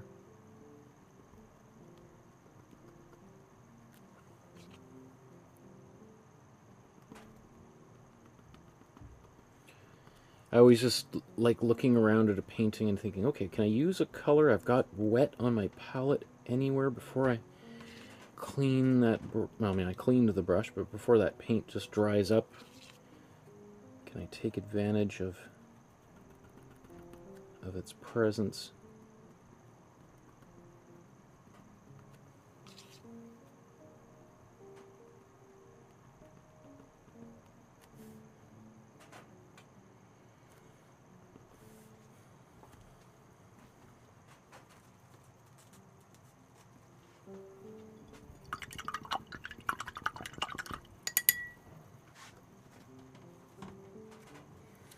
Okay, I think I'm going to go back to, well, that's maybe too big of a brush. Let's go to some just a little bit smaller.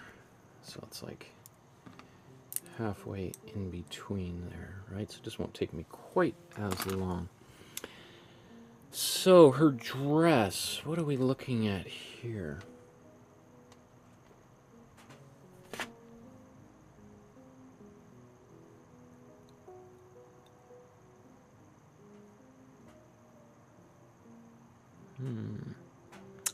There's a bit of the color. This gray color appears in there. I bet you what he did is he's taking his background color and adding some black to it. Do I...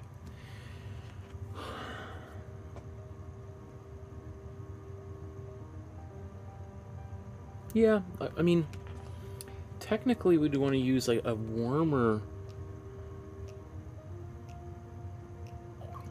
but that's not what he's using. So let's just do the way the master did it. So let's take some more yellow, cool blue, and black. Make a really dark color here.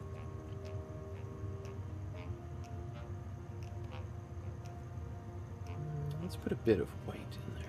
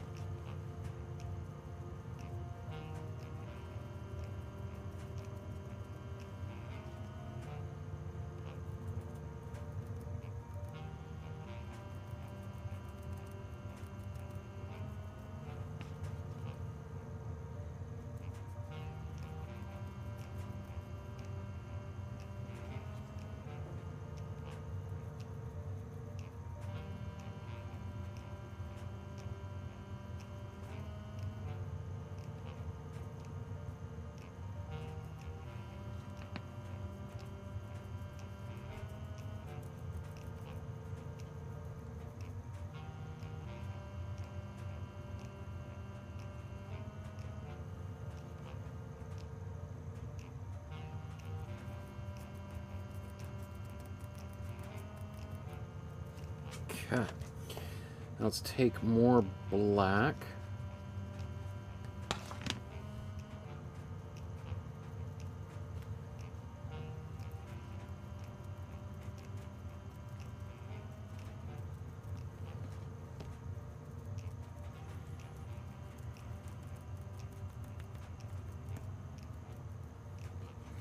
Notice how quickly I'm trying to work here.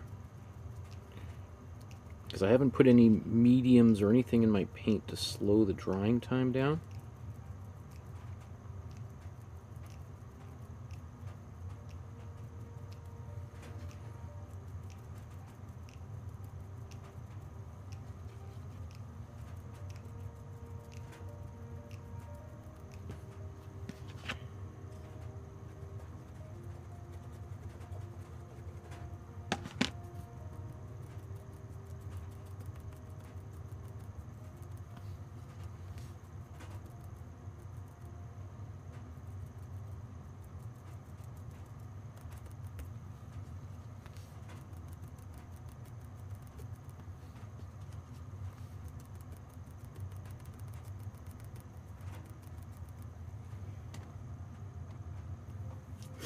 When I paint this, is that making a big loud banging sound on the microphone? Just out of curiosity, do you hear like a bang, bang, bang, bang?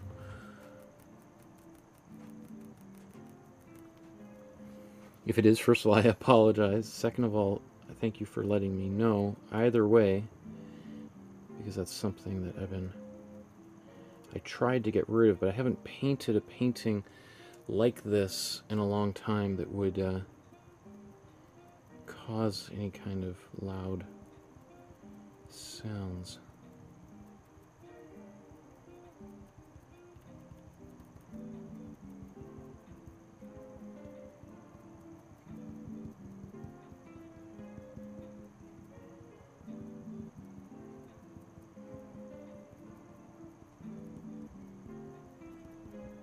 So that initial kind of dark grayish green is mostly dry. I'm smudging a bit of it, but mostly it's just my black, or not my black, kind of a darker grayish green that is being incorporated in here.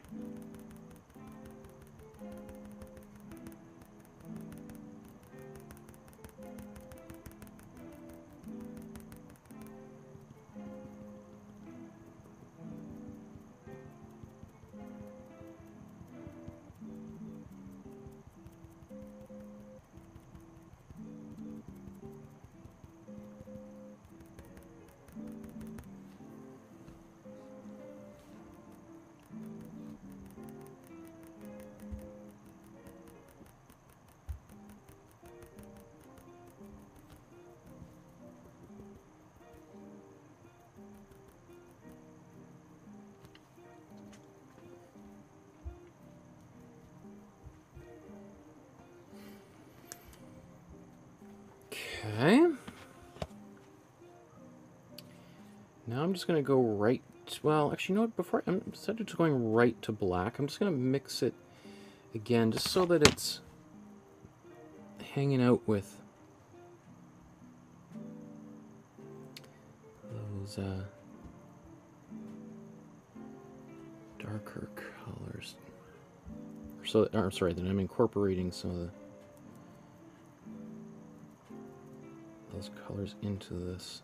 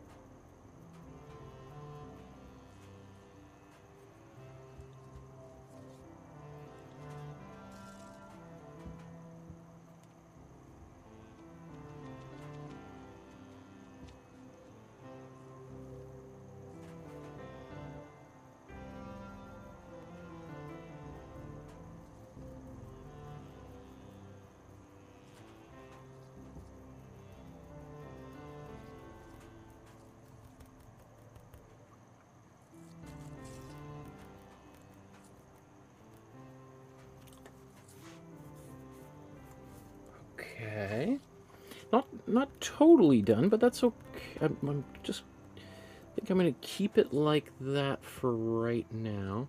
We're going to clean it up with some heavy outlines around the edges, as he did as well. But that's pretty good.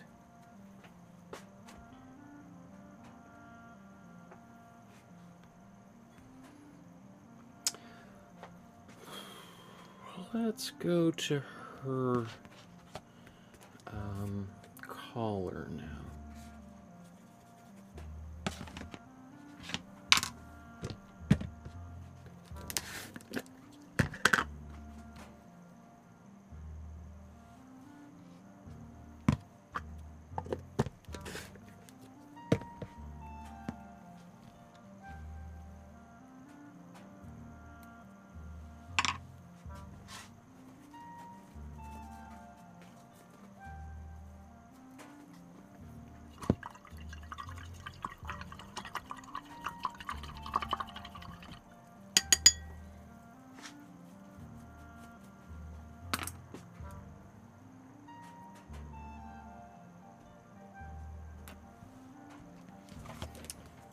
Okay, let's look at that collar.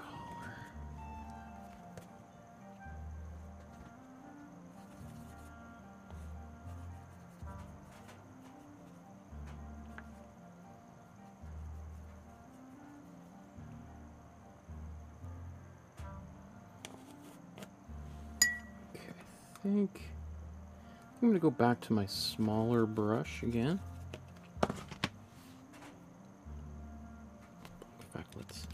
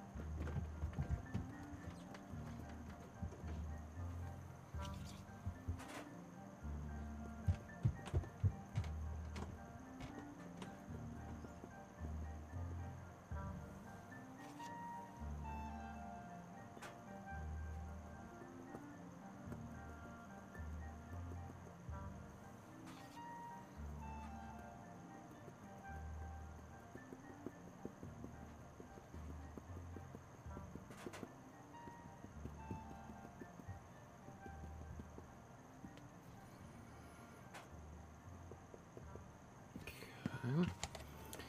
Let's take a little bit of that black.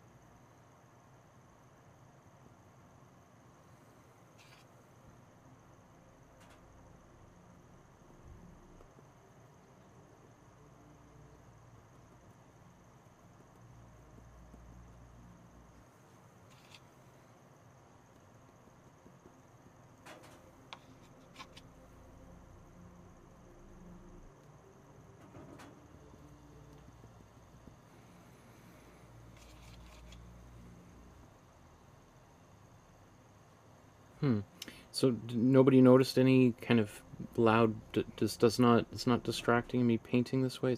There's no loud banging or sounds or anything? Usually that's good news, but...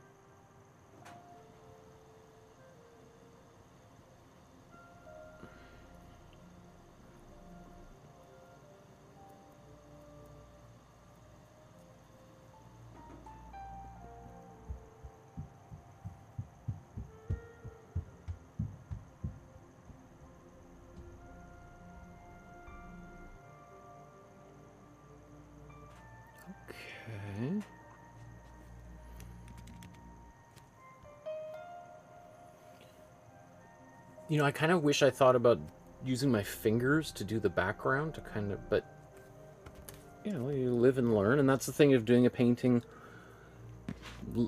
is that you every time I make one of these paintings, I learn something, and often I don't learn the lesson until the end of the painting, right? Sometimes when it's quote unquote too late, although it's now part of who I am, and I can use that for everything else, so it's not really too late at all. It's perfect timing, but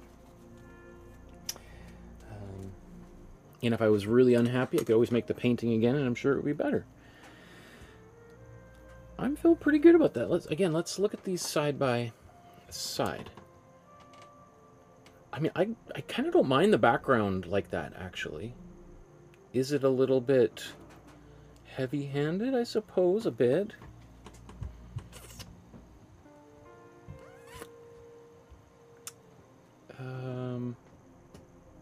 Well, speaking of which, let's go to...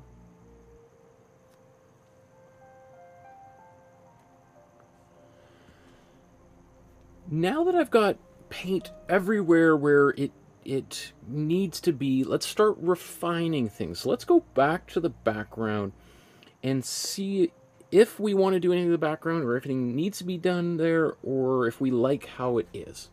So there's the painting, and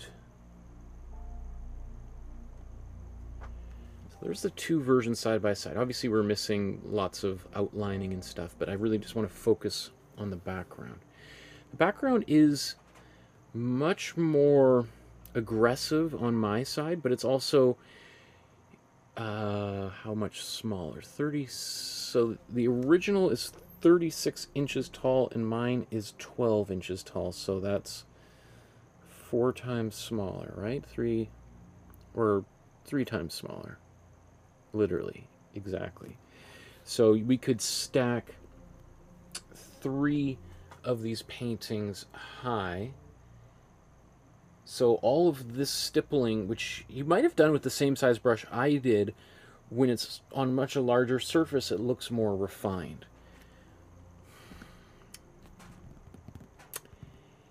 Do I like that, or do I want... Well, you know what? I won't know until I do something. So let's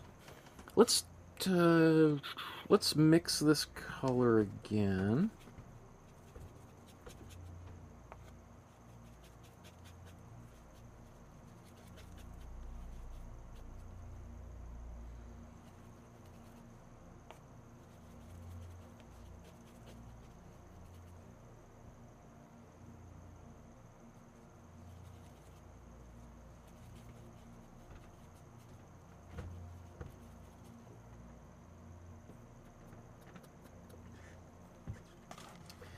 And then let's see, if I kind of just play with this,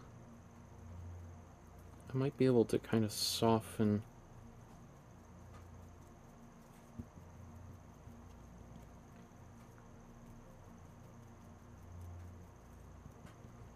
I don't know, is that taking away some of the...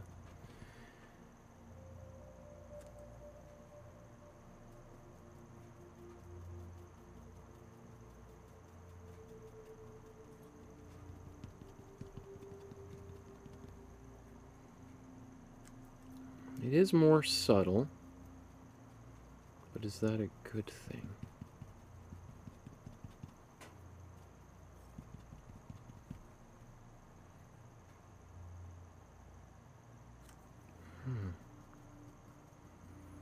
I don't know. You let me know in the comments below whether you liked it before or after.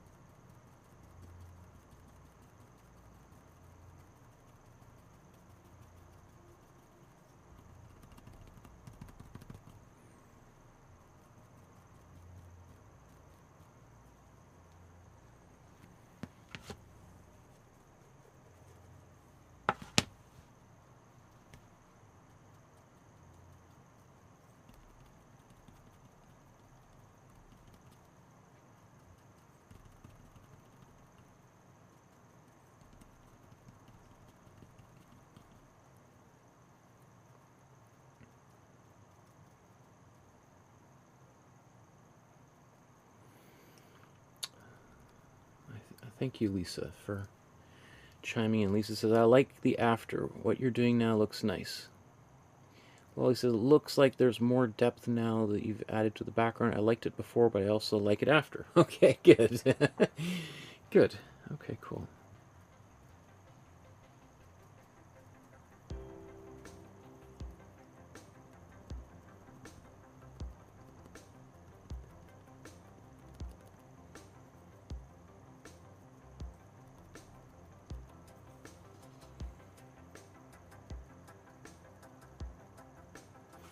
I mean, one of the effects it has is it kind of makes it look a little bit more blurry.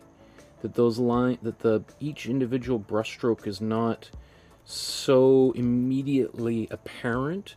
It softens them up, and by being a little bit softer, it makes them look like they're out of focus, like as if it's further in the background.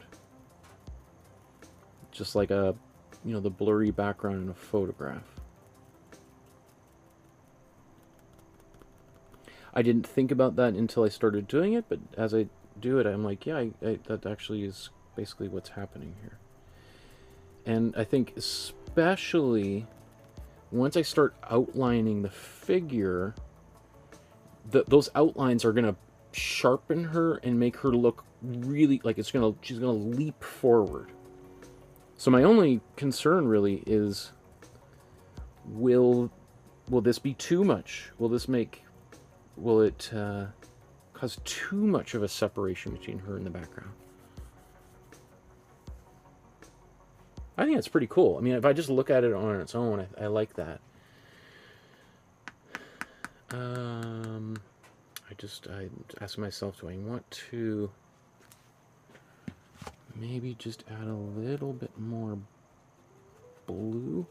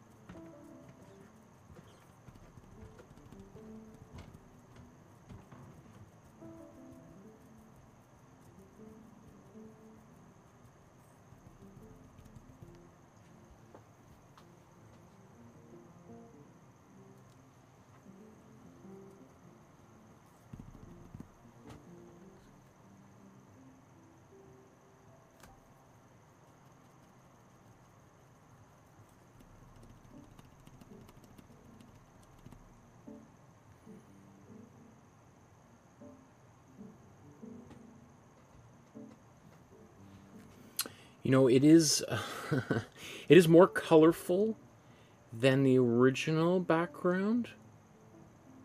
His is much more of a darker sage greenish gray, whereas mine is getting more and more teal because I've been adding less and less gray in here.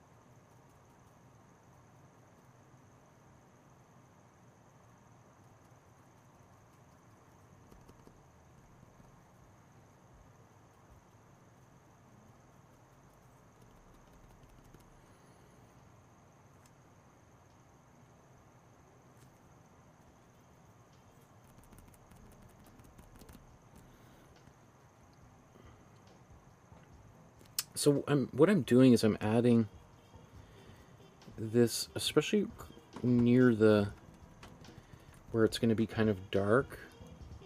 That's going to make those lines pop much more. Again, I am worried I might be,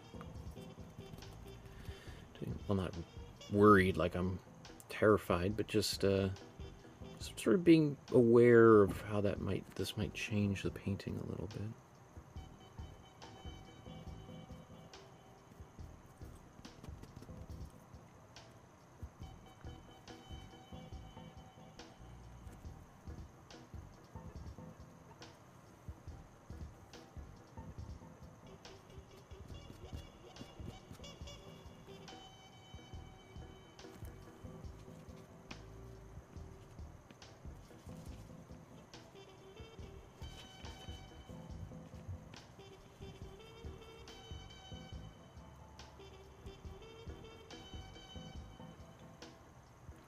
More green in there.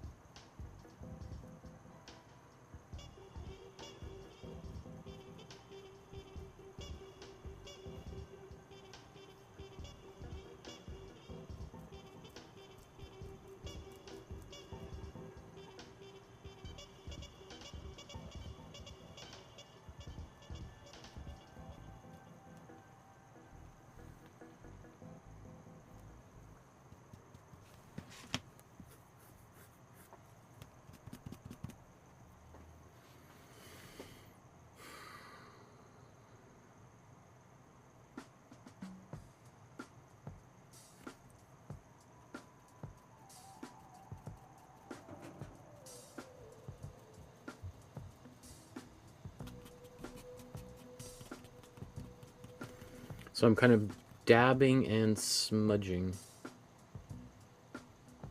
Okay, that's definitely way more colorful. I almost wish I could just rewind and go back to the way it was. I think the way it was closer color-wise to this, but but this is closer technically in terms of the technique than the original. Well, but as I always say, I really like saturated color. I really like my colors to be quite saturated. And these colors have grays and blacks in them, so they look pretty saturated, especially compared to the other colors here. But they're relatively muted. But I think I'm gonna go with it. Visual Learning says, I liked it more before. The loud background gave it a different character, like a warm Sunday afternoon. Interesting. And long as it's closer to the original now, in my opinion. Interesting. So everybody's going to look at this and have a different opinion. That's good. I think that actually I think is what makes good art good, is when two people look at it and see different things. That's not what you want when you make an advertisement. When you make an advertisement, you want everybody to come away with the same message.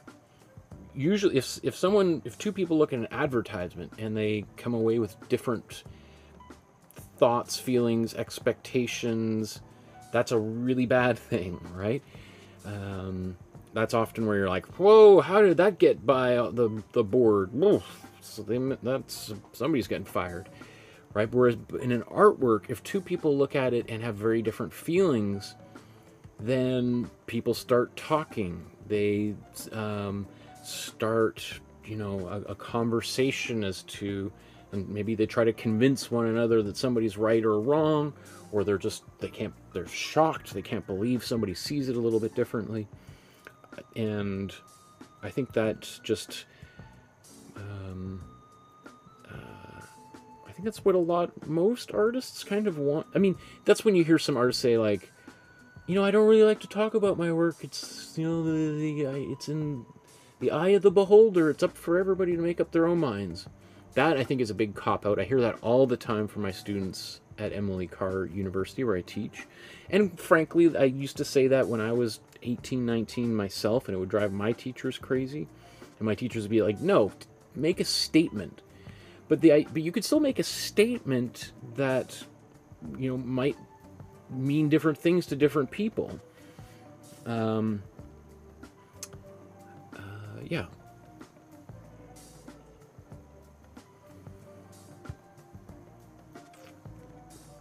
As I mentioned before, that I wrote part of my graduate master's thesis on the relationship or the importance of mystery in art, and how all great artworks contain some kind of a mystery, some level of ambiguity.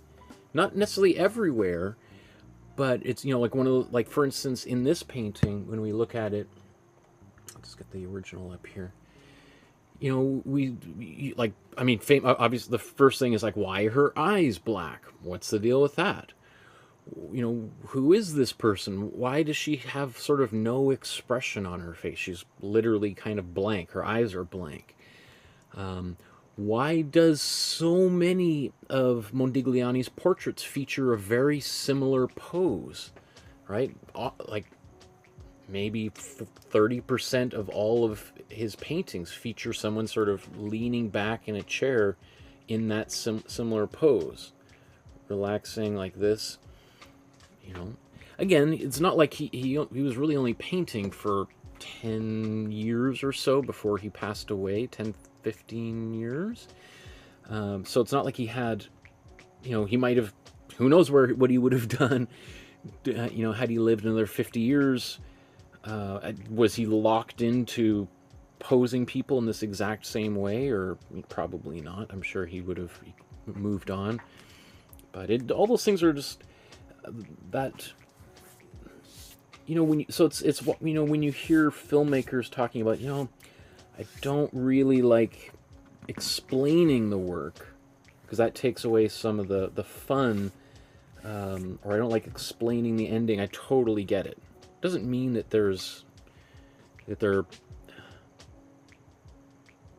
yeah.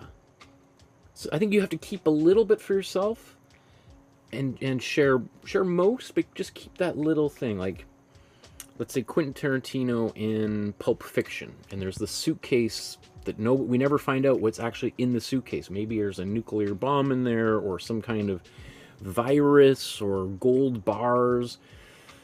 We never know. Right? Alfred Hitchcock is most famous for that. He would call it the MacGuffin, right? This thing that may or may not actually have any importance, but everybody's after it. You know, it's something that's some guy, a microfilm, or some kind of, you know, the Maltese Falcon. Like, why does everybody want this thing? We're never really quite sure. And yet, it's not like we don't care about the movie or what happens to the characters.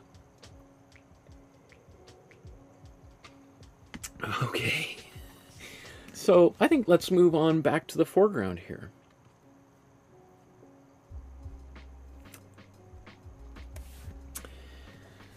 Now that we've got our background finished, let's try to bring that same resolution to the foreground. And, you know, I'm feeling pretty good about this. Now, I don't want to, you know, promise anything, but I'm feeling like potentially I'm within 30 brushstrokes of being finished. Does that mean I'm going to be done in 5 minutes? Probably not, because when we get to this stage of the painting, often things slow down, right? Where we start kind of trying to add more nuance into the picture. So let's just take a look these side by side. What should I do first here? I kind of feel compelled to deal with her clothing, since it's occupies such a big part of this picture. So let's zoom in just a little bit.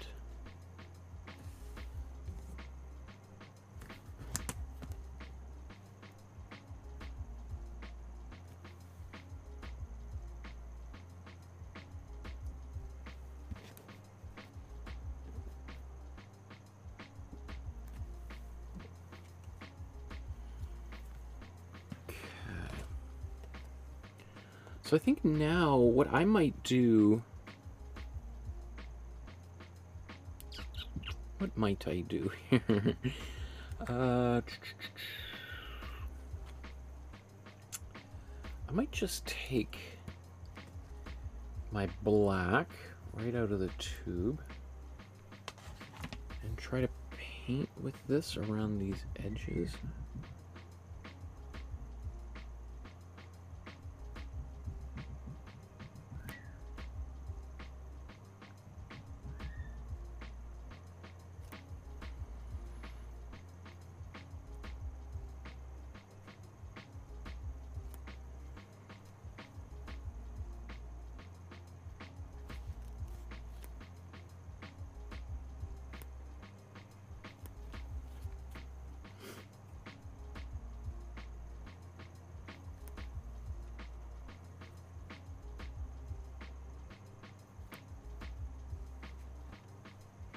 I'm also being careful not just to go too clean and just to make it nice and perfectly refined.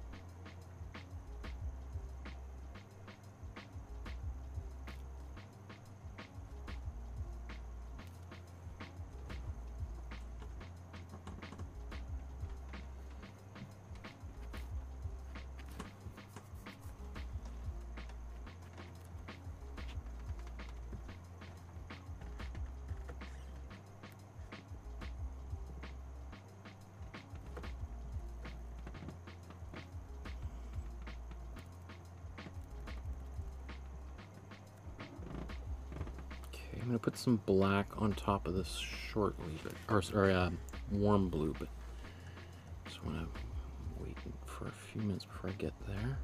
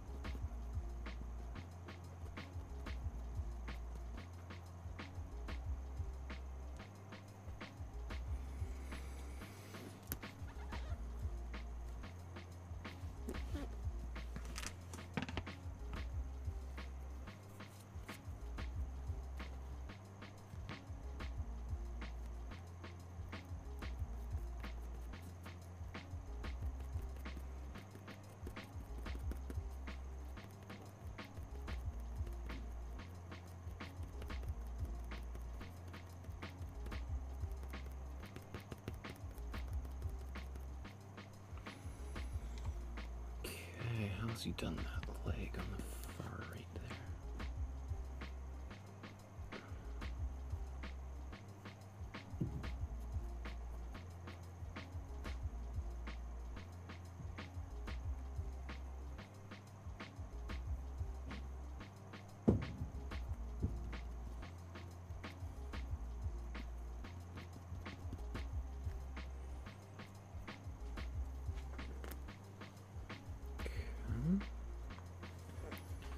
Come back up into the hand here.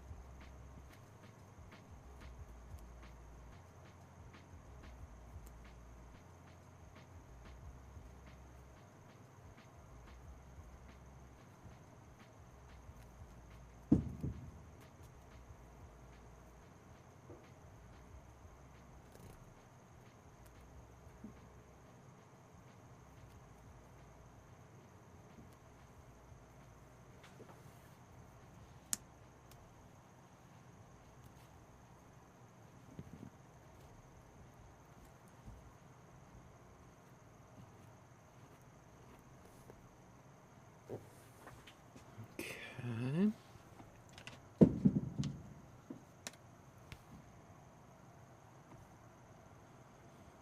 Now, where did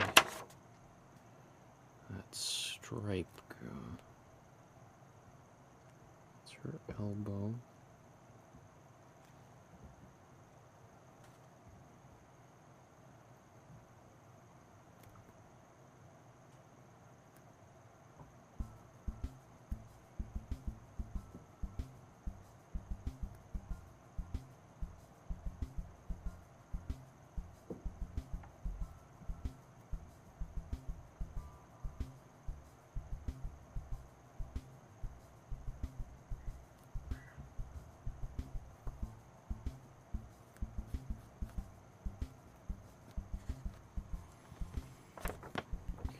Let's go to the other side.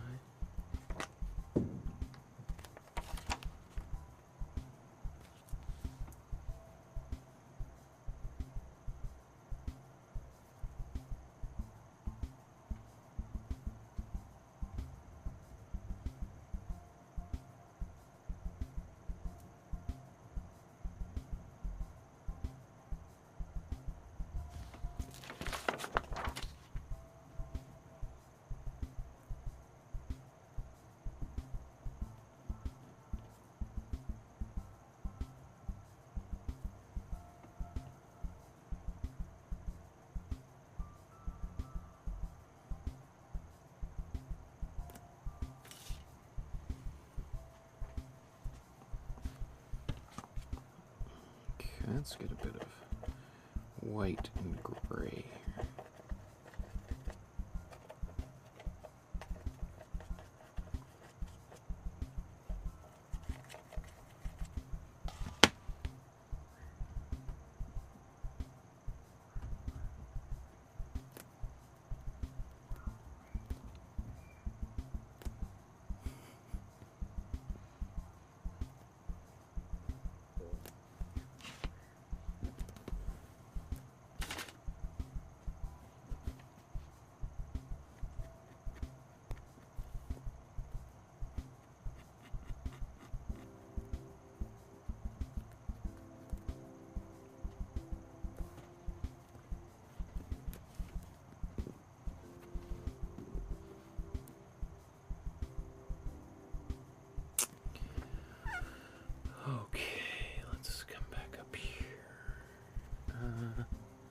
Oh, maybe while I've got a little bit of white on my brush here, let's take white, maybe a bit of color, mostly white. And let's put this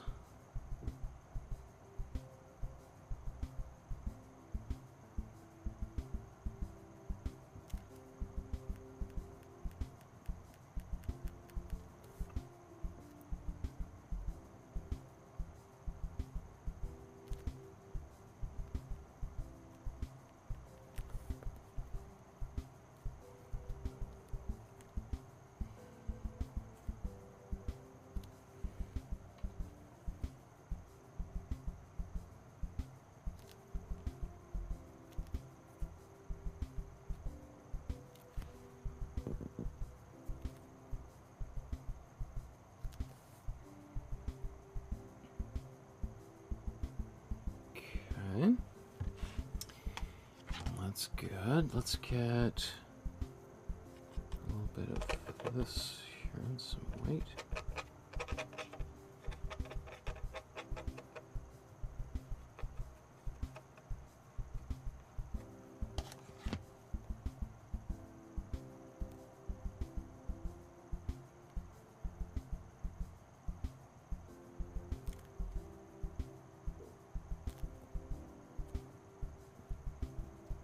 Oops.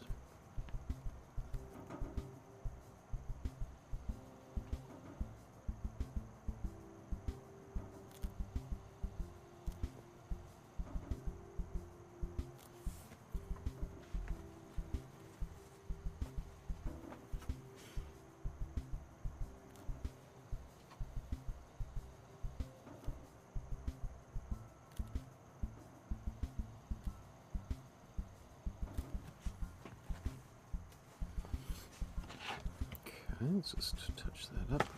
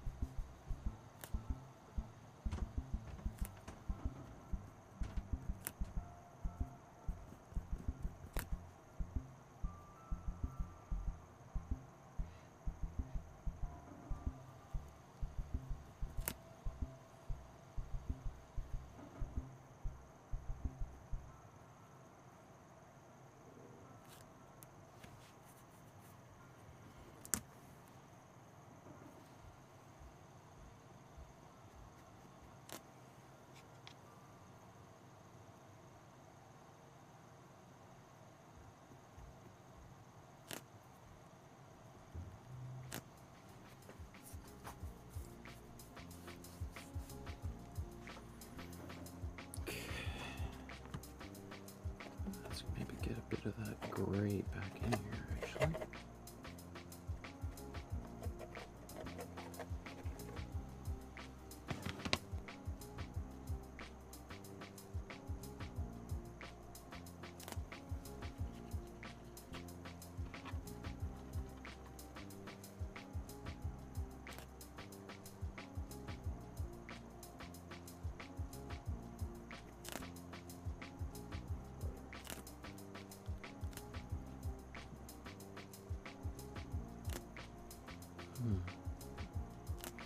Color's not really supposed to be there, but before I paint it out, let me just see if I like it. Maybe it's supposed to be there in my version anyway.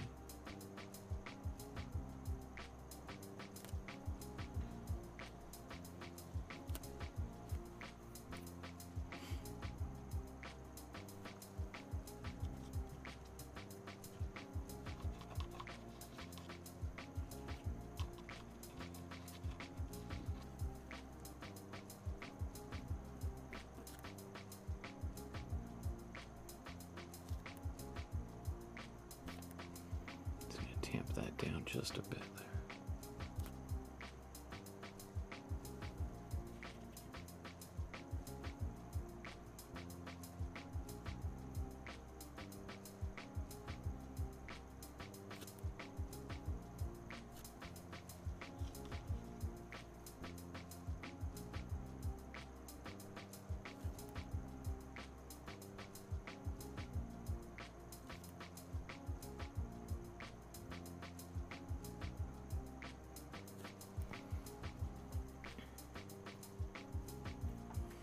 So another little kind of byproduct of this is that now I've got actually quite a lot of texture on this surface, which does make things sometimes a little bit more difficult to paint.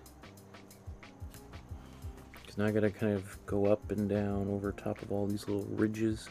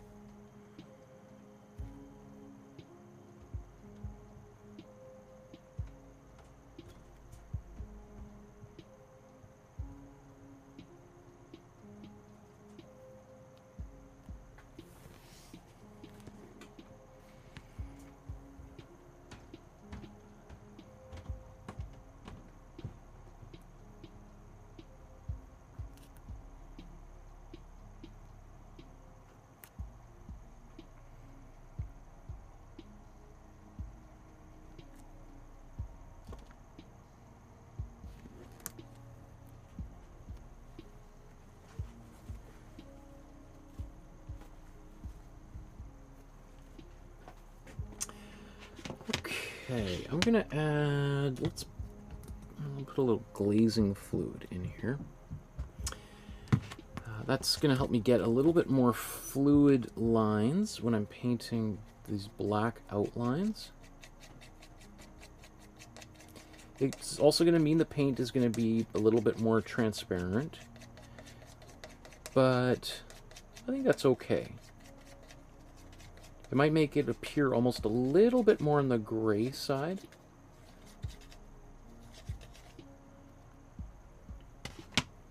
But it'll also make it easier for me to get some of these details.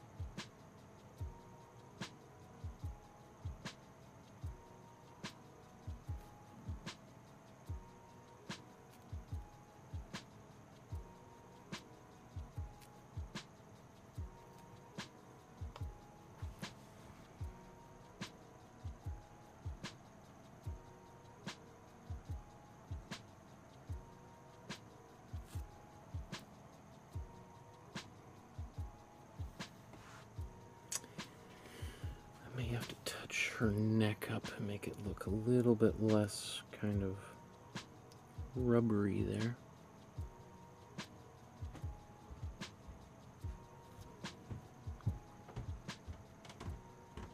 Looks a little bit wider here. She does have also a little bit of a cleft chin there.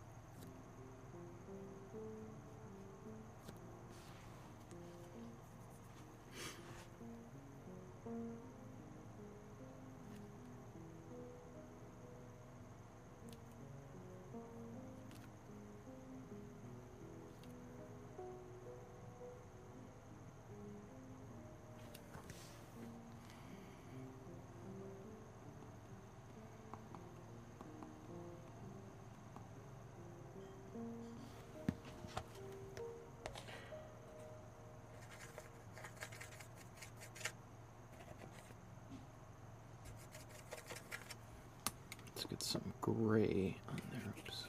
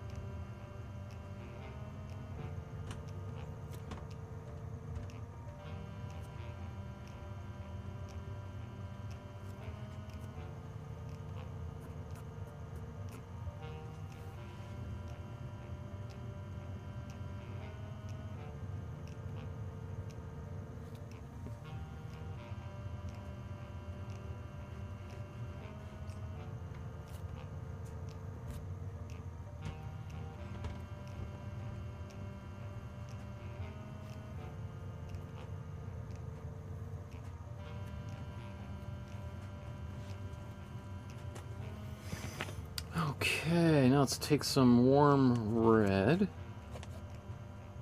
Put a bit of white in there.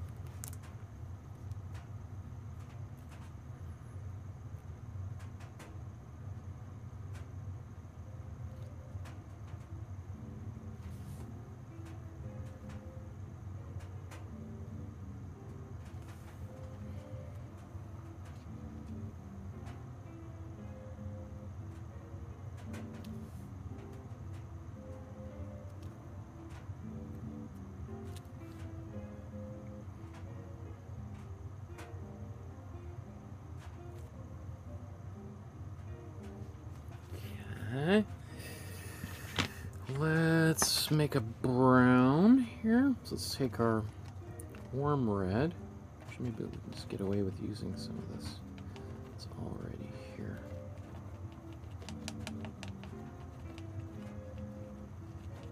So my warm red, warm blue, warm yellow.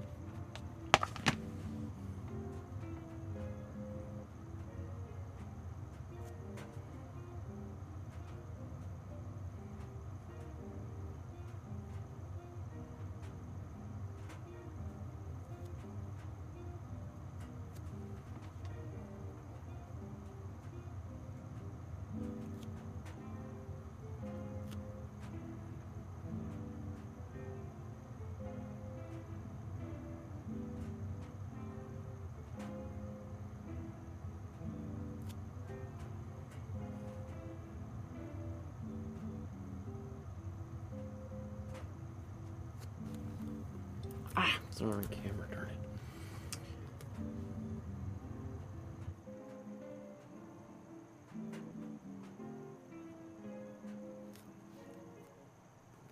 Ah.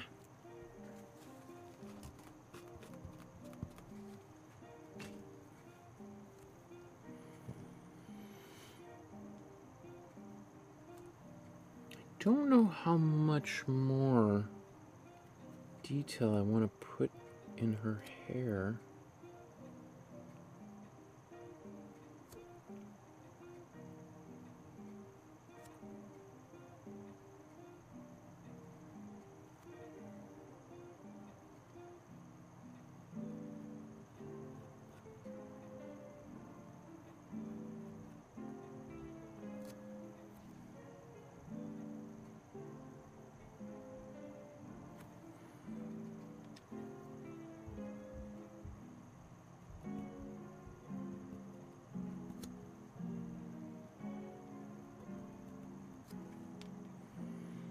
There's just some blobs of actual, just pure warm red.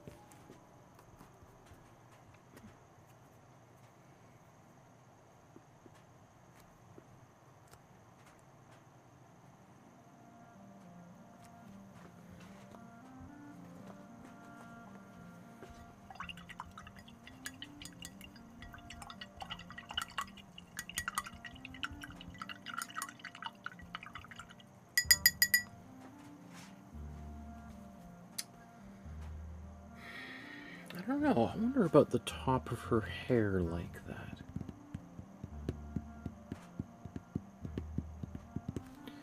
I might just take a bit of warm yellow. Maybe just make it slightly orangey.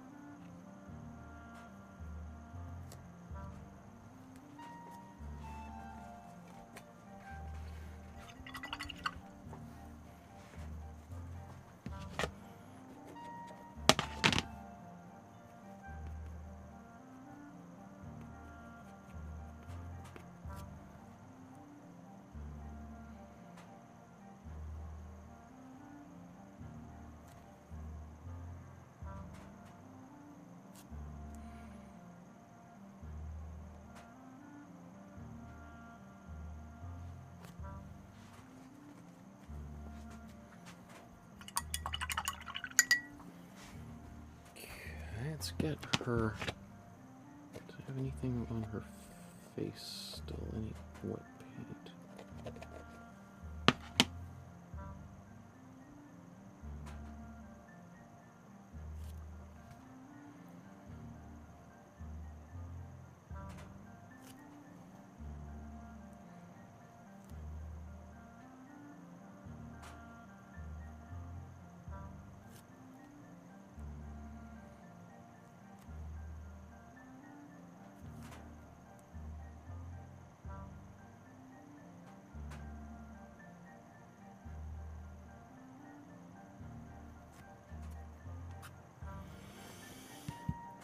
Okay, let's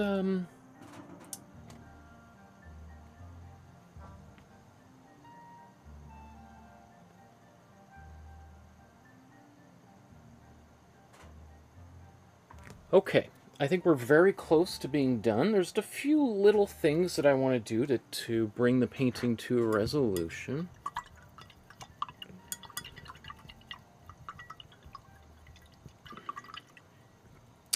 Randy says, does Michael have any downloadable templates? And Kathy says, Randy, do you mean the outlines for each painting? They're all in the Dropbox with each episode under the artist's name. And then Kathy says, scroll down, double click on the folder, open the link.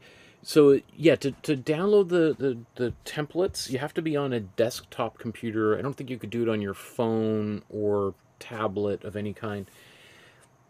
Go to the video. You don't even have to be logged into Google or anything. You just click on the Dropbox folder. It'll open up a folder in a separate browser window, and then you can click on those files and download them to your computer.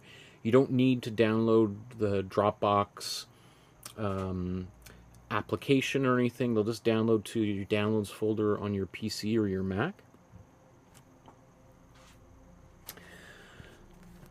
So, now that we're almost done, I just want to do a quick few little things. There's just little tiny little bits I want to do in the clothing mostly that I can think of. So let's do that. Let's get into the clothing. Let's get the original side by side. Is that nose, is that whole face a little bit too light?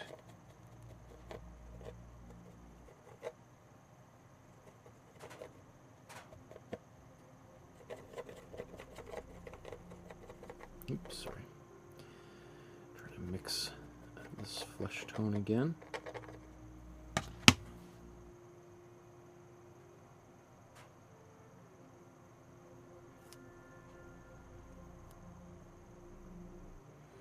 So I'm just kind of narrowing those brush strokes. Not painting them out, just making them look more and more narrow. Maybe they could be just a tad bit more warmer.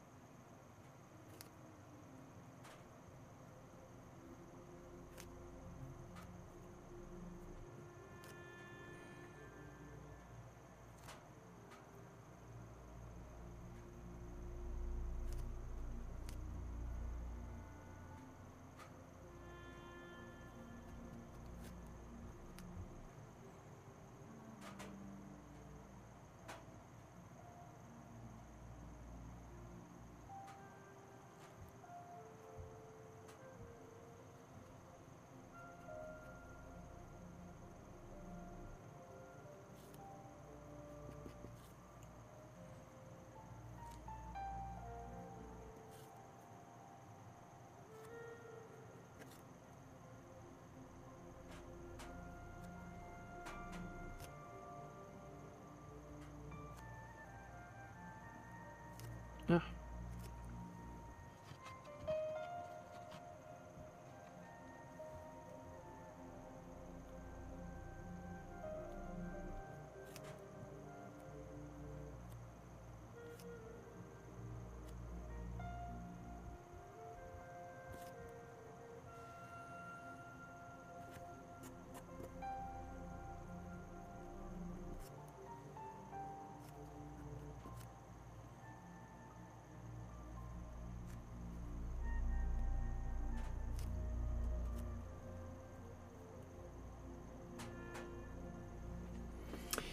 You know, her eyes in mine are a little bit more closed.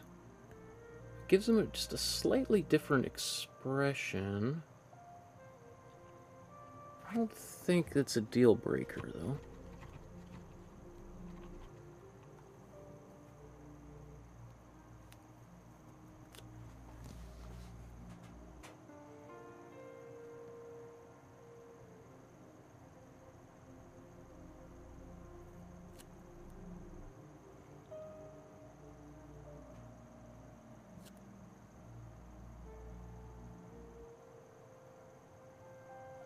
I kind of like it. It does make her...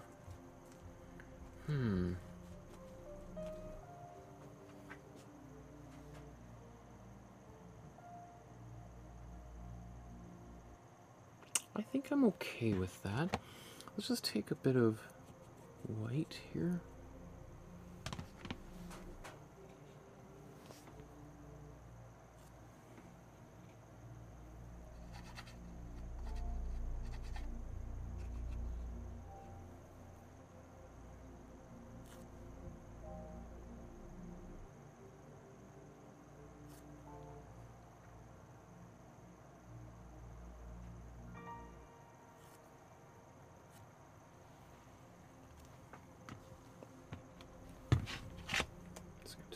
White and add some glazing medium to it. It's not a this white is kind of a bit dirty by accident, but I don't mind it being a little bit like that.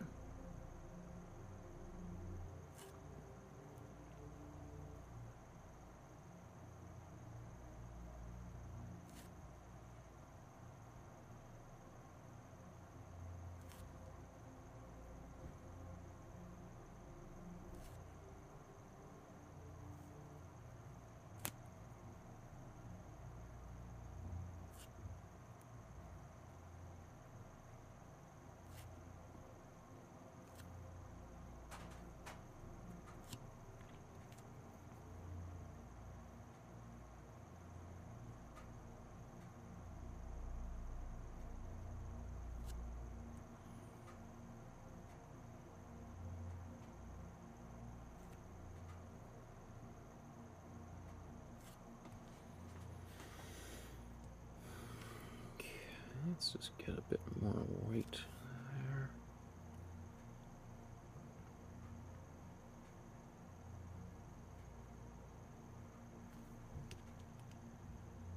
Okay. Guess maybe let's back that down just a bit.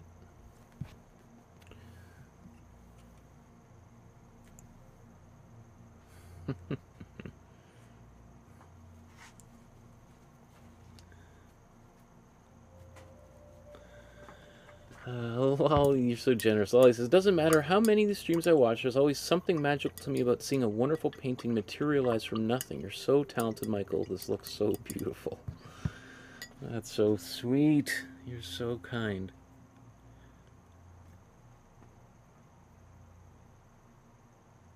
Randy says, I found the Dropbox. I looked at a couple. I'll check it out after a while. And Kathy says, good luck, Randy. You can get lost in the art world now. Well, it's a great place to get lost. That's true. Okay, I think just the last thing I want to do is put some warm blue lines in a few places in her clothing. So let's look at the original here.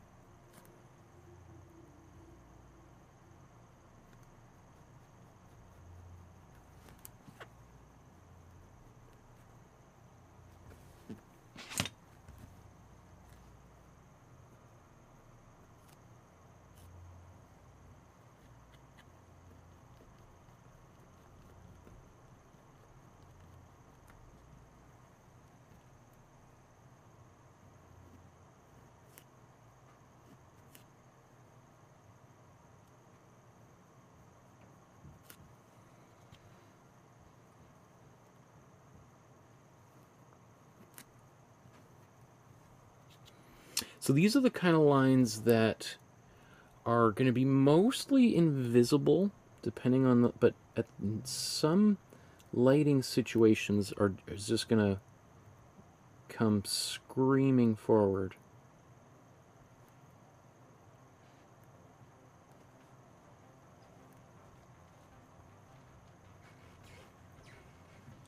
And you know, a lot of artists like that. They want the painting to sort of change and live and breathe.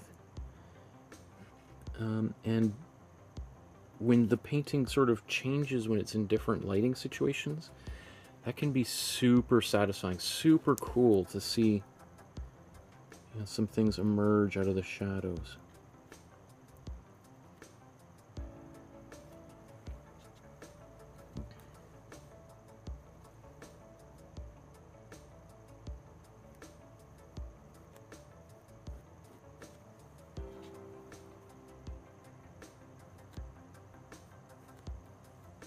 Now, I almost wonder if this is too bold. I'll blow dry it, and then I'll see. I thought might be, I was expecting to be a bit more subtle.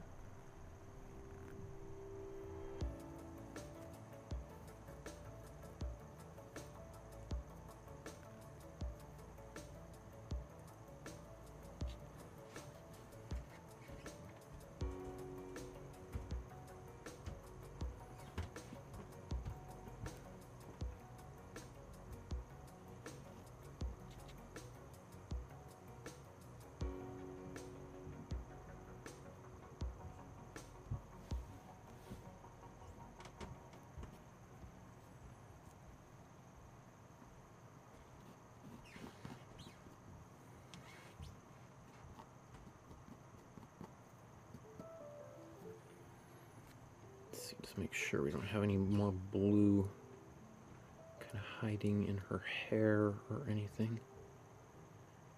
I don't see it. Oops.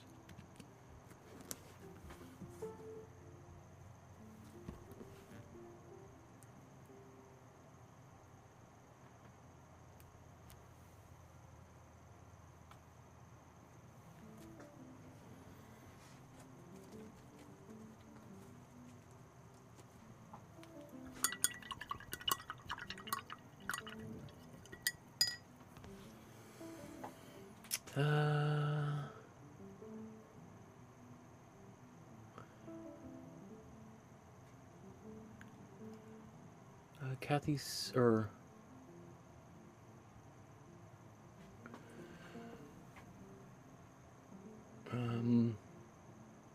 well, he says it's a magical place to get lost in. Also, I get to get lost with all you beautiful, kind, talented people. I couldn't ask for a better place to get lost in. I agree. Kathy says, can someone explain what that little bit of white is? Just curious. A reflection. I think maybe Emily says, I think it's just a gap, like in the background where it shows through between her hand and the chair or whatever.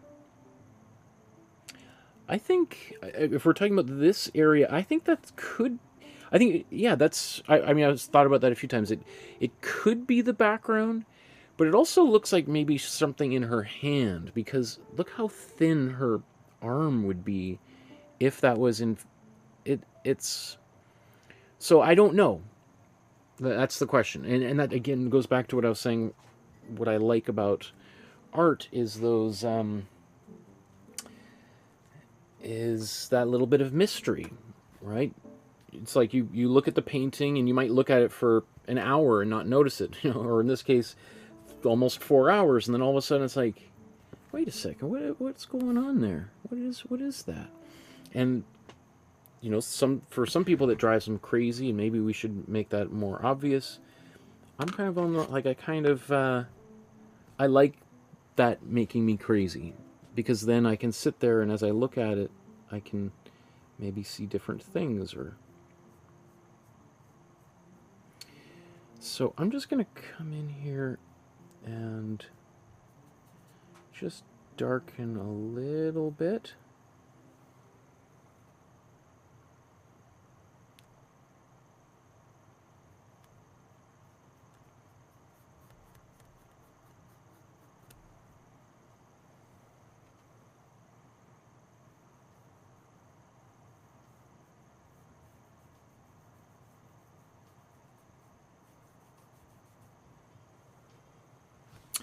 In fact, you know what? Let's take the black, mix it in with this warm blue. That'll actually make it even darker black.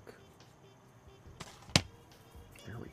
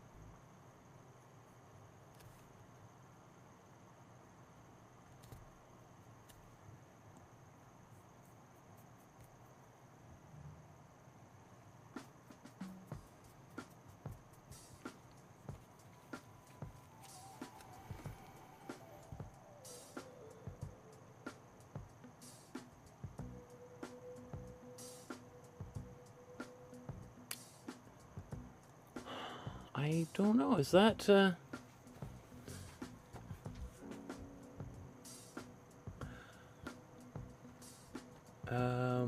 Kathy says it could be a hanky that she's holding. That's true. That makes a lot of sense. That would be that would be the logical explanation. And actually, since we're talking about it's just.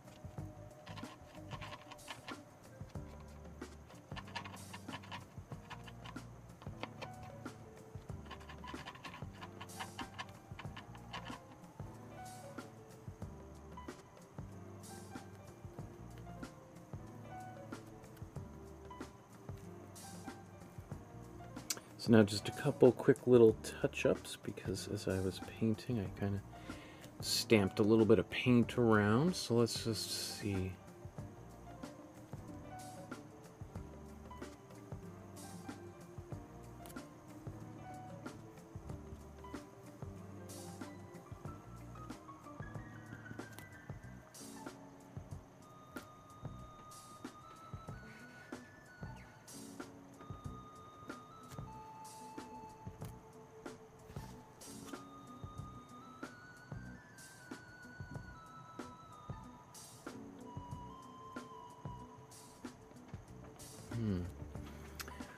Her neck is too wide here.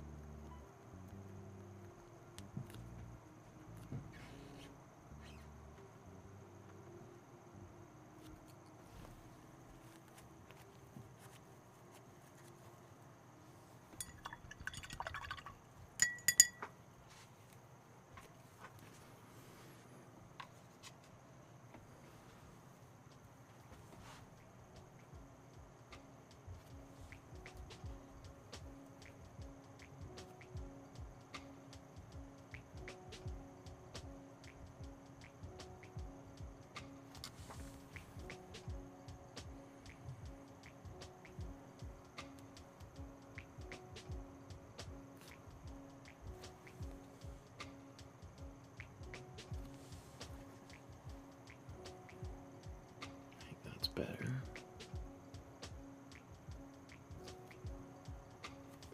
Okay. Stamping paint around. Let's see. Just wipe that off rather than try to paint it out. It's always a little bit easier.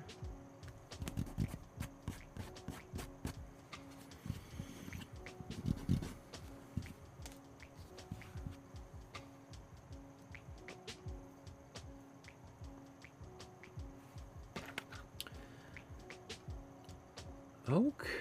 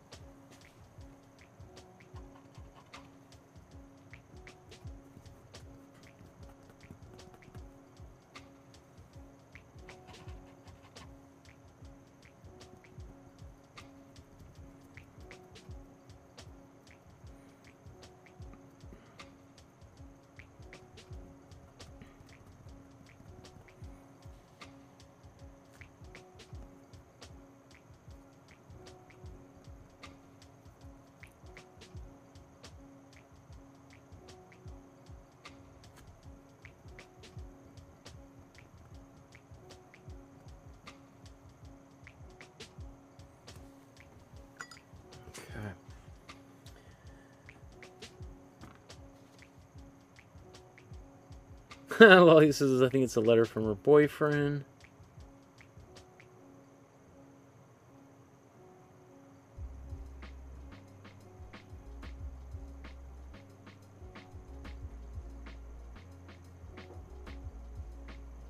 Imaginary hand. Like Heidi's saying there's an imaginary hand. Yeah, the other hand down there is cut off by the edge at the bottom of the painting. But there's no reason why you couldn't paint one there if you wanted, right? Okie dokes.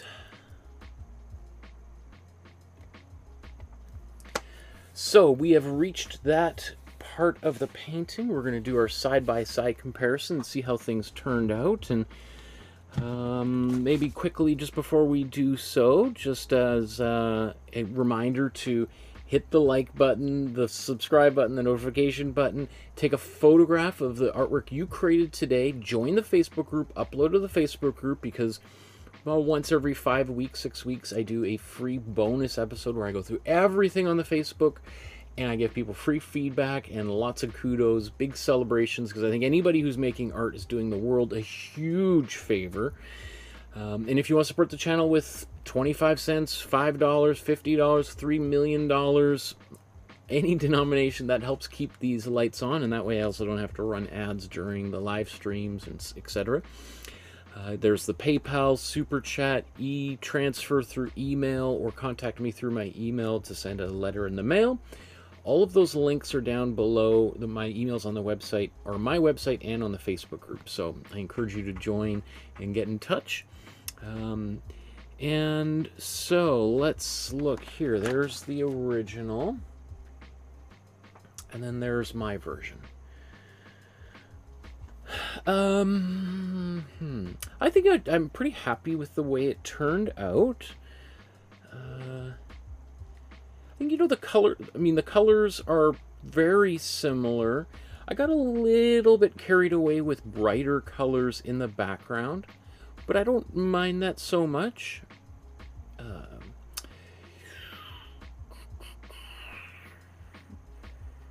You know, I think I actually feel better about the background now at this point. I liked it at the beginning, and then I did another pass, and I kind of felt like I maybe kind of took away some of the painterliness, the expression, the intensity of those big kind of splotchy marks. It softened them down, which made the background recede into the background, which I kind of like. It makes sense. It makes it look more photographic. You know, where you have that bokeh, the shallow depth of field.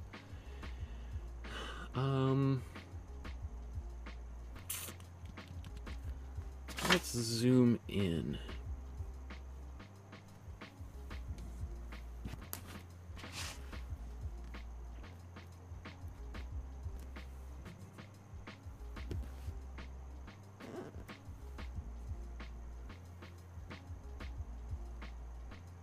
Let's see, how does this look like if I go right into her face?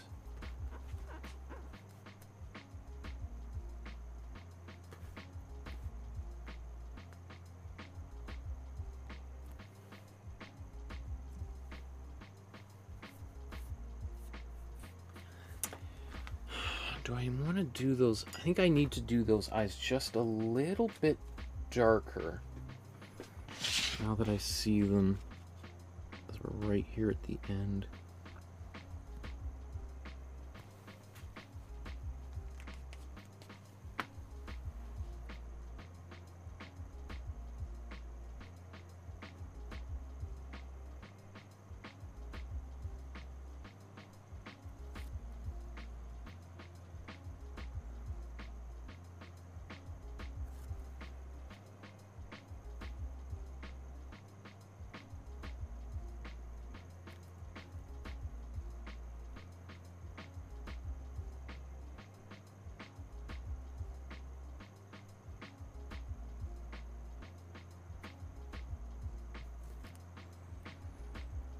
It does make a bit of a difference. I'm not sure how visible it is on camera, but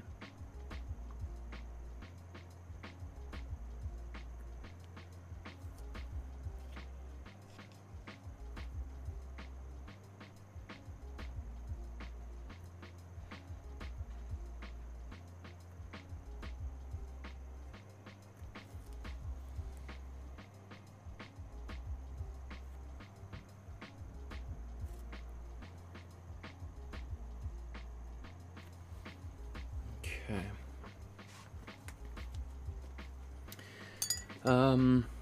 Yeah, so how about we'll come back to the face, we'll let that dry down a little bit. Let's just look at other parts of the painting.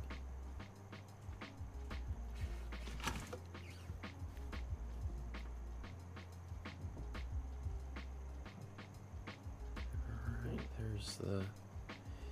Again, there's more color in mine. This gray is actually, some of that's added by Photoshop. I kind of cut that in place. So it's kind of a little bit, who knows if it would be gray or, I mean, it just doesn't exist in the original at all. But I kind of like that color. I think that works quite well. Let's look at her clothes. I feel like that did a pretty good job, like that technique of capturing. I mean, I see there's just some brush strokes in here that I really like, but I think mine is okay. That blue, I might have gone a little bit overboard with it. I think though, as it, you know, right now the light is very bright. It's brighter than it will probably ever be, no matter where I hang it. So I'm just gonna, yeah, I'm gonna leave that like that. I mean, also this is an ultramarine blue, and I bet you $5 this is probably this is definitely like a cobalt or maybe even like a Prussian blue, which are more cooler colors than this bright warm blue right out of the tube. So, but yeah, let's scroll up here.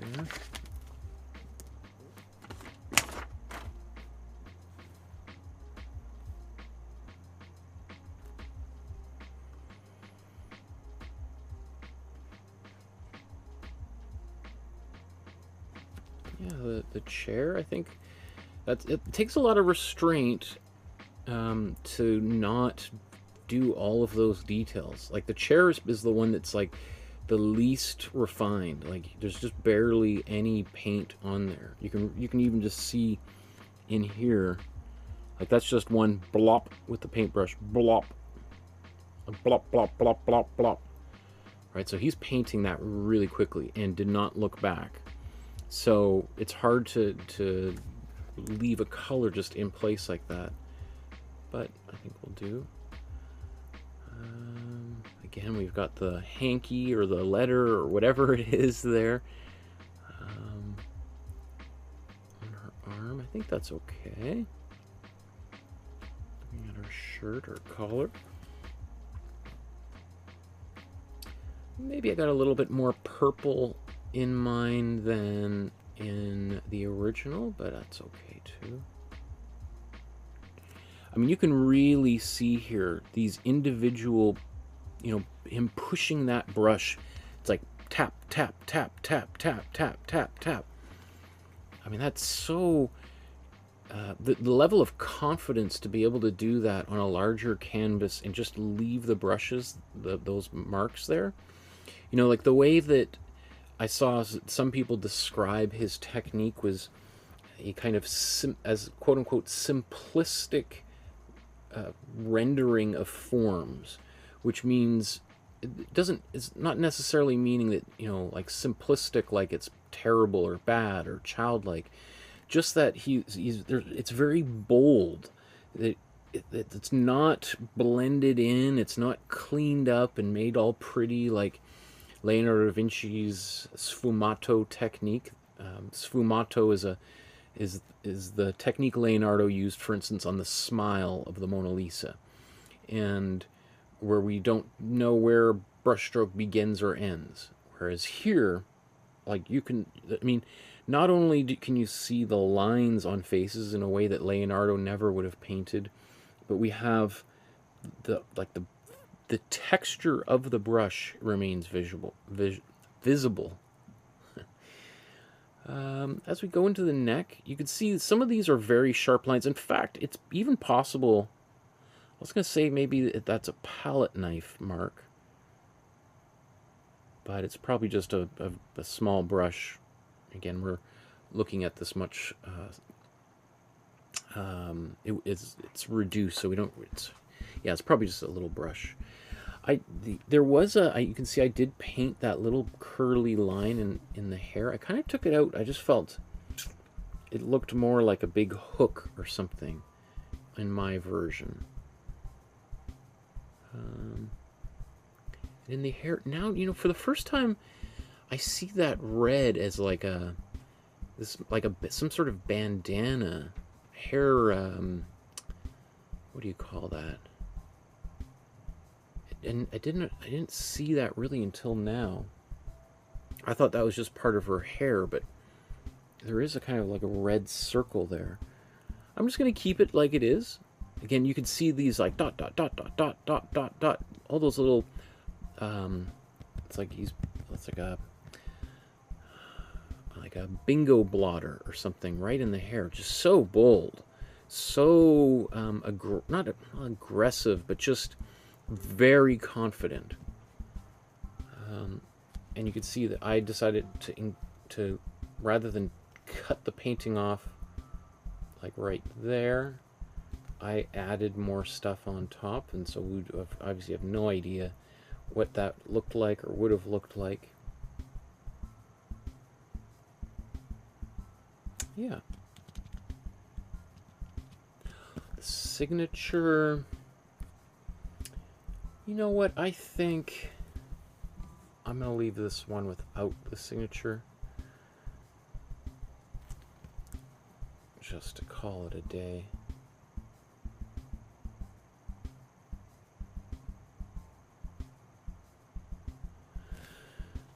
Cool. You know, this could go darker. I kind of like it a little bit lighter, too.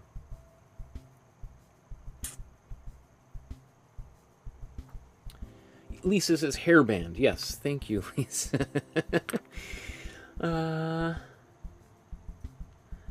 Molly says, hit all those buttons. Thumbs up, 100%. Love it, Michael. Great job as always. Kathy says, looks awesome. You guys are awesome yourselves. Thank you so much. What an incredible community group of people keeping me company while we were working on this.